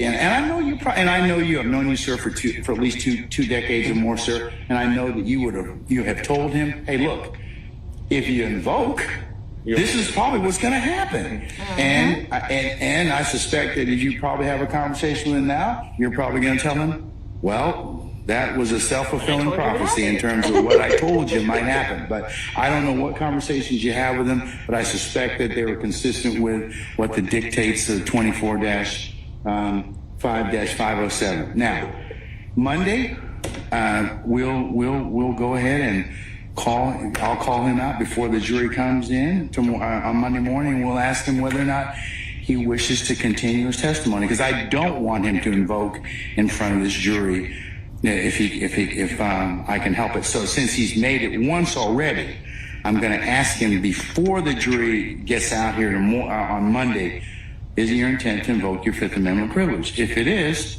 he's going to go back into custody until he's willing to go ahead and give testimony, because he has immunity, so he has to testify. Judge, the only thing that I would say is Why that... is she still standing? Why is she still standing? Why is her head nodding? Like, who does she think she is?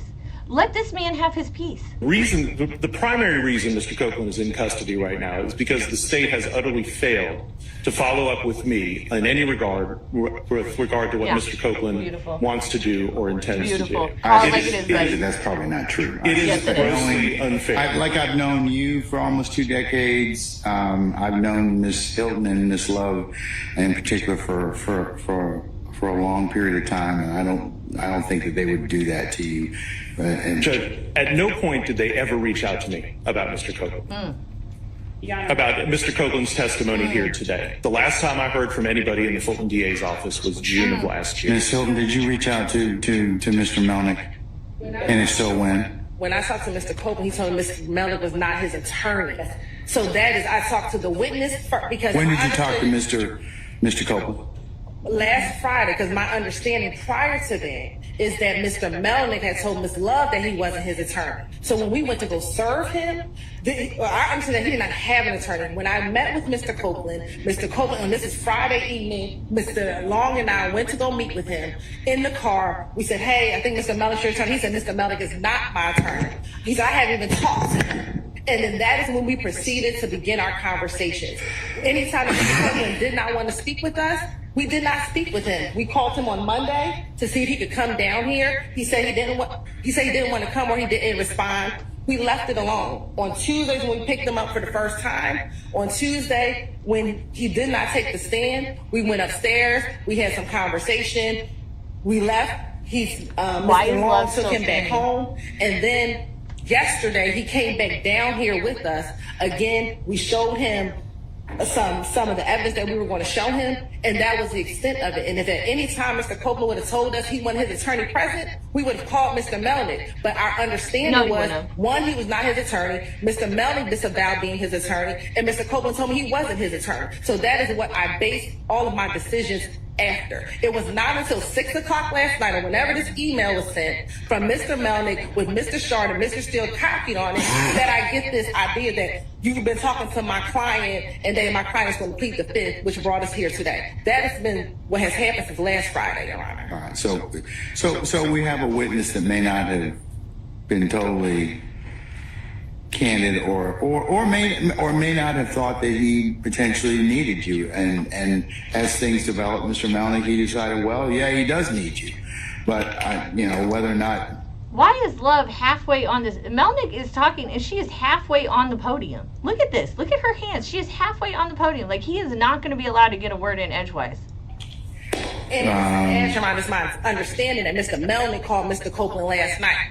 So it wasn't that Mr. Copeland called Mr. Melnick. Mr. Melnick so happens to call him the night before he's supposed to testify. So I don't know what has happened or what has transpired, but that is the extent of what occurred. So I'm not going to get into my conversations with my client. No, and I don't expect you to. But I do want to remind you, Mr. Melnick, as well as I reminded both sets of counsel, that you owe a higher duty of tribunal to me and the court than you do anybody else. So please don't, you as a professional advocate, don't put yourself in a position where you come cross purposes with the rules. Okay? Of course. And that sometimes has to be explained to witnesses and clients. Okay? All right. So that's where we are at this point in time. Is that Monday morning I will bring Mr. Copeland back out. It is I don't relish the fact of holding him in contempt, but that's all I have at this point in time because he's been given immunity. So we'll take him up because that's our first session of court. We won't be having anything else until then. And Your Honor, I would like to ask that the court convey to Mr. Melnick, to convey to Mr. Copeland that he is subject to being committed and held in the Fulton County Jail until the end of this trial. Because I'm certain Mr. Melnick, if Mr. Melnick wants to convey to us some of the concerns that he has, Mr. Melnick I'm certain is quite familiar with the statute under which the court has compelled Mr. Copeland to provide testimony. So there is nothing that we could do to Mr. Copeland regarding any testimony we elicit from him on the stand pursuant to the court's order under the statute that the court has cited, 245507. And that statute gives the court the ability and probably, depending on how the court feels about it, the absolute duty, given the necessity of Mr. Copeland's testimony, to hold Mr. Copeland in the Fulton County Jail until he decides to purge himself of the contempt of court by... She's literally trying to do the judge's job right now. Why is she telling the judge to do his own job? She moved this man out of the way physically. She's moved him out of the way. Look at him. He doesn't get to talk. Providing testimony. If Mr. Melnick would like to speak with Ms. Hilton or any other member of the state regarding his concerns about that order, which tracks the statute almost verbatim, then I would invite him to do so. Otherwise, as I stated, I don't see it being in Mr. Copeland's best interest to be confined to the Fulton County Jail until the end of this trial. But I will leave those matters to Mr. Melnick, who at this time is asserting that he is representing Mr. Copeland. But again, that was not the understanding that Mr. Copeland had previously given to us.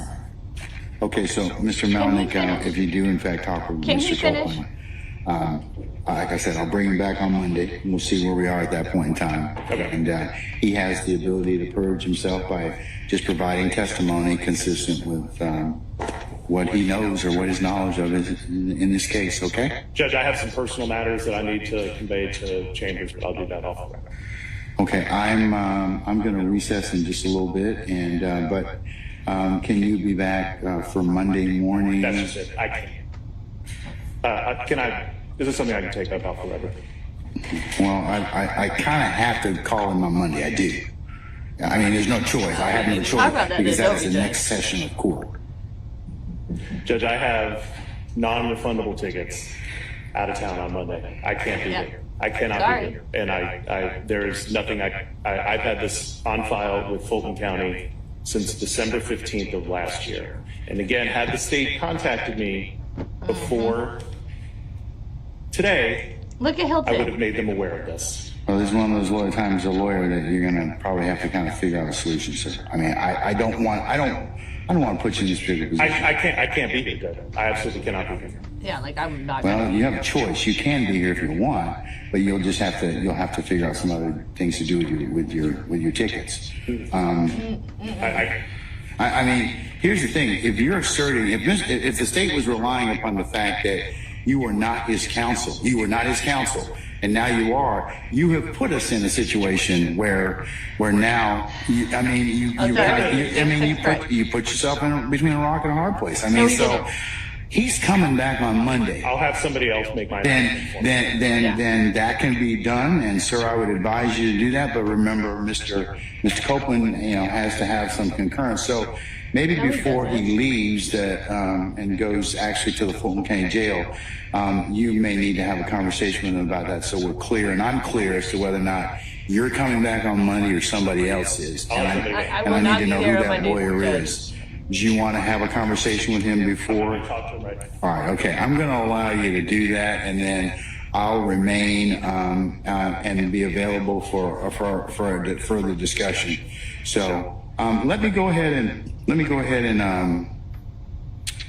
dismiss the sorry, jury. ma'am. Can you and your colleagues or Lieutenant Walker arrange for Mr. Melnick to talk with Mr. Copeland, please?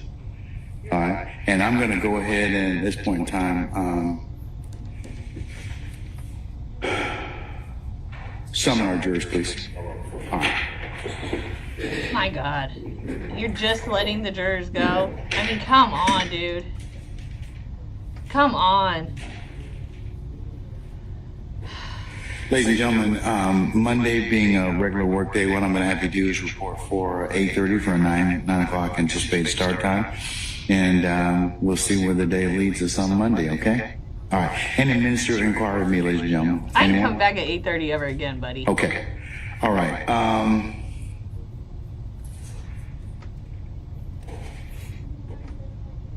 All right, unless you have anything of me, ladies and gentlemen, let's go through your admonitions at this point in time.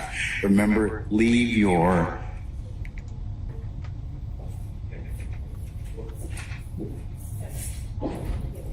This jury got there at 8:30 to do absolutely nothing. Okay, ladies and gentlemen, our jury has left us. Yeah, please be we all seated. forgot about the jury. The jury's out there waiting. We forgot about him. All right, anything else I need to take up with you all? I'm going to recess in place to allow Mr. Melnick to finish talking with Mr. Copeland and find out who is, if he or somebody else at his state is going to be here on Monday. And but if not, we will be here on Monday at 8:30. Any other things I need to consider? Yes, Your Honor. There is a matter regarding the jail calls that we were provided. Mr. Steele has not yet provided us the ISO file. We received something additional on a thumb drive last night. We had the deputy of our jail call unit look at that, and we are again missing. We do not have the complete file. To be able to play To be able to access it properly, to be able to look at it, authenticate the calls, the time, all of that. We don't have it. We were provided last night a thumb drive with cut and pasted file names up under headings, with some additional pieces of a file that would have had to, again, have been deconstructed from the way that the file would have been given to counsel for defendant Williams. We are asking the court to compel defense counsel to turn over to the state the file in the original condition that it was given to them, so that we may properly access and evaluate the content and the time and date and all of that, and the authenticity of those calls on that file. It has been deconstructed, and particular parts of the file have been extracted and purposefully kept out of what is given to the state. So we are asking, again, that the court compel either, you know what? Yes. And if they don't want to, then we're asking that it just be excluded. Okay. All right, Mr. Steele, do you have the raw file? Yes, and I gave it to her yesterday. Judge Blandon. Sir. You allow another moment when Miss Love calls me that I did not do something. They have the exact image of what we got from the jail in Fayette County. That is it. And if I get another false allegation and you do nothing, I'm shocked. I'm appalled at you. Yes, I sit here day after day with this false allegation. Yes. Just machine. Flying out of her mouth. State everything. There's been no disconstruction. There's been no purposeful. I don't care. I give over everything. I've done this for 33 years. Never in my life have I seen a trial. I've done 300 appeals in the state of Georgia alone. I've never read a case like this. Yep. Judge, I gave them everything I had. I waited. I was at my office till 8. After 8 last night, I waited for their investigator to come by. I handed him an exact copy of Thumb Drive. They have everything. I waited till 8 p.m. for your investigator. From the Fayette County Jail. There's been no deconstruction. There's been no purposeful exclusion. This is not the first time. Okay. I apologize that I'm getting tempered, but I've never been treated like this. You talk about professionalism every week. I would not apologize. Professionalism is lacking with one lawyer here. It has never been. I don't like coming to court. I used to love this. I would die for what we did. I used to say, I'm dying.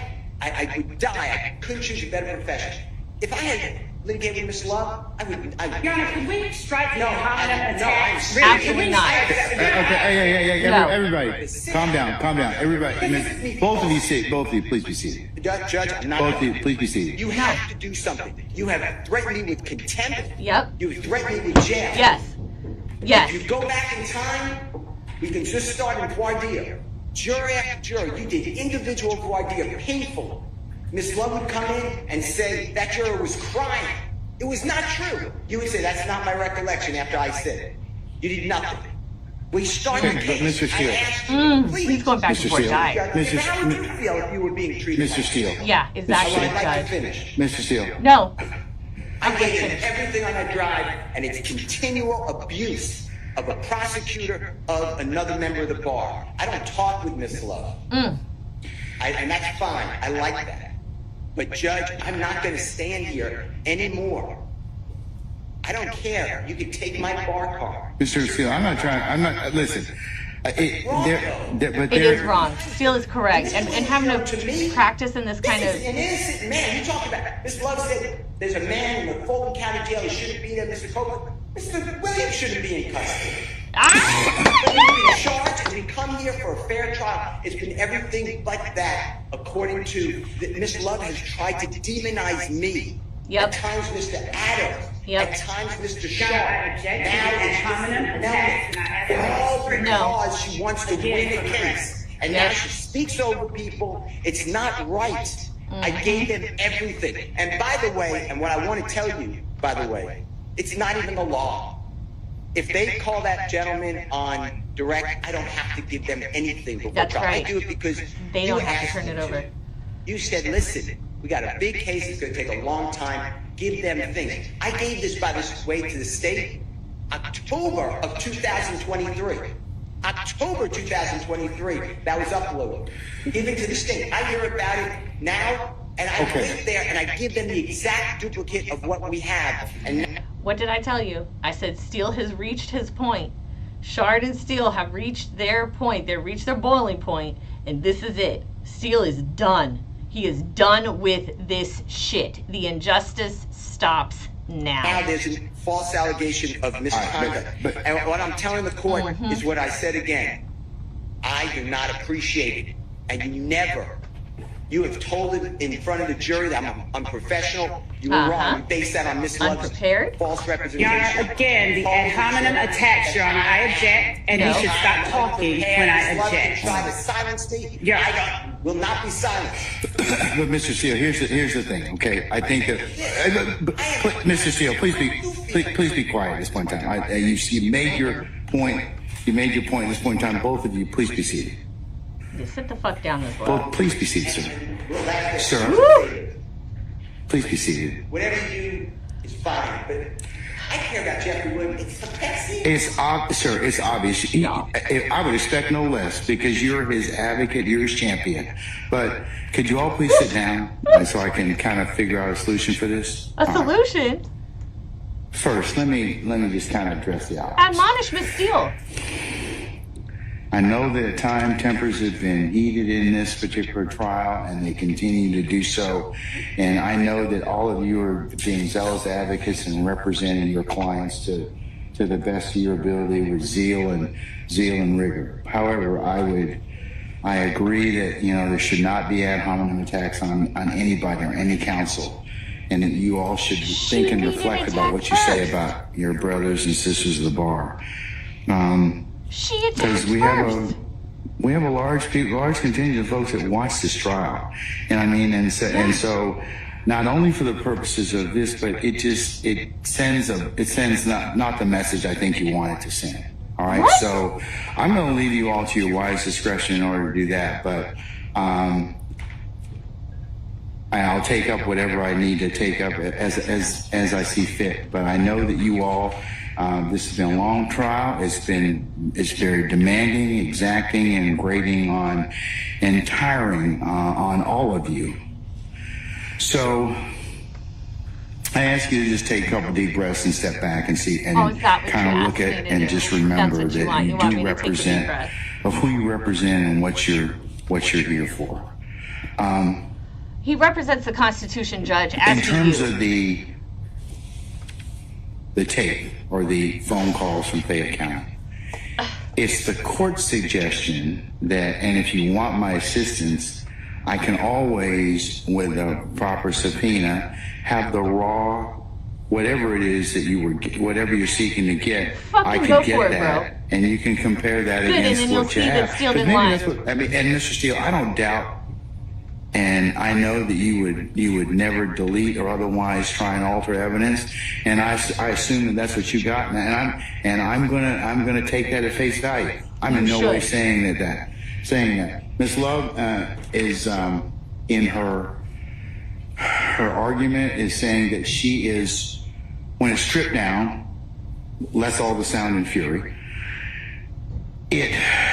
She's saying that particular type of file has other things with it. I don't think you were given those, and that's what she's trying to get. So I'm in no way blaming anybody in this circumstance, but if you want that particular file, and I think you all should have that particular raw file, then let me do a notice to produce or a rule nisi, and maybe we can get the entirety of the file. And I think that if you did that, I think that the whole thing would probably be produced to you, because nobody probably wants to come down here and see me. So I will work with you all to get that, and you all can we can take that up, and it's a problem I think can be resolved. But I'm in no way. But I would just remind everybody to be careful about what they say to each other. Some things you just can't take back. To each other. And remember. Yeah, Miss Love's accused me of stealing and We're lying. going to see each other over and over and over again, and it serves you and serves the profession, serves your clients. It's not effective. So just please consider what I've just told you. All right. So I'm just going to recess, and we'll see where Mr. Melnick is at that point in time, and then we'll I can talk about Monday for certain. Okay. Oh my God. All right. Okay, I'm just going to recess. Oh my God, y'all.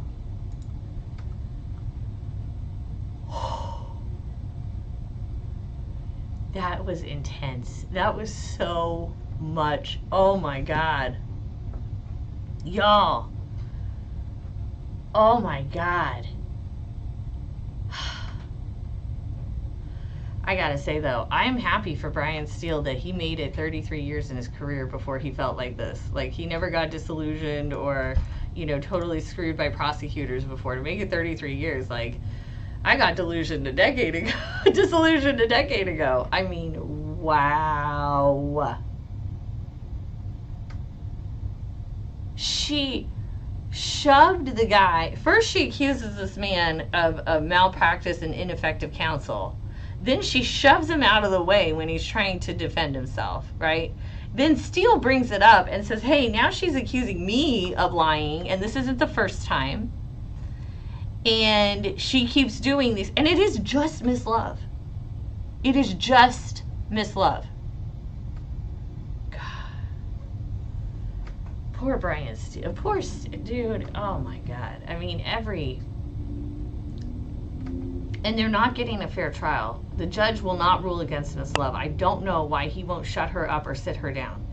If I even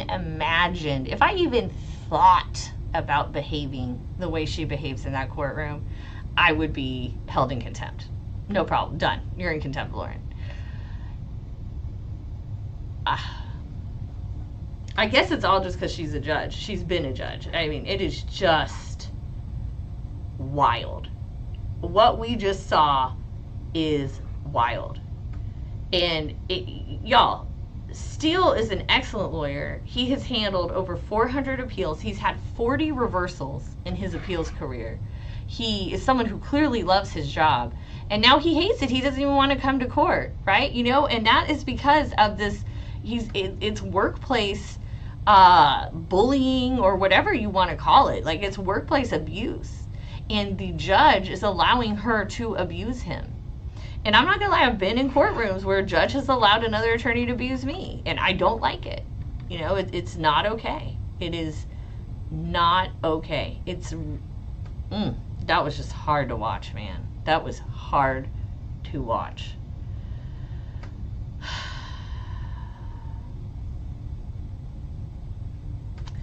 Welcome everyone who's here. Everyone, there's so many people in the comments, I can't name you all. I just really appreciate everyone who's watching with us today. Miss Love is not, I don't think she's having an affair with the judge, but she certainly favors his wife. She looks a lot like his wife. So, y'all, I don't know. Like, I'm in shock right now. Like, I kind of ran out of words to say after seeing that. That was just, oof. And he makes such a good point where Miss Love is like, oh, well, is it really good for him to be spending the weekend in Fulton County Jail? Well, bitch, you've had Jeffrey Williams in jail for 2.5 years. So was that what was best for him? I mean, that's a great point that Steele made. It's a great point. This is rough. I feel shaken. Oh, Jesus. Man. Yeah, 40 reverse decisions is better than really good. If you go the span of his career, that's more than one a year. I mean, it's huge. The dude is a prolific attorney. The only bad attorneys in that courtroom work for the government. And all of them are a great example of you get what you pay for. Okay, so you get what you pay for. You get advocacy like Steele when you pay for it, you know, and you don't pay well, you get Miss Love. All right, y'all, this has been a long day. I can't believe what we just saw. That's wild. Wow. All right, so Monday is going to be interesting. Judge told the jurors to be there by 8:30. If I was a juror, I would never be there by 8:30 ever again. Ever. After today, I got there at 8:30 today. You didn't call me back there until what, 12? 11:30? No. I'll get here when I feel like it, actually. Thank you. So we'll, of course, be watching next week. I'll be back next Friday. We'll recap the week. I mean, this is just, that was just really intense. I do hope that YSL Woody's lawyer goes and complains to the bar about Miss Love. Her behavior is absolutely unbelievable and out of control. And if I had, more time and a bit more wherewithal, I might even write a letter to the Georgia State Bar, but I don't. So, wow.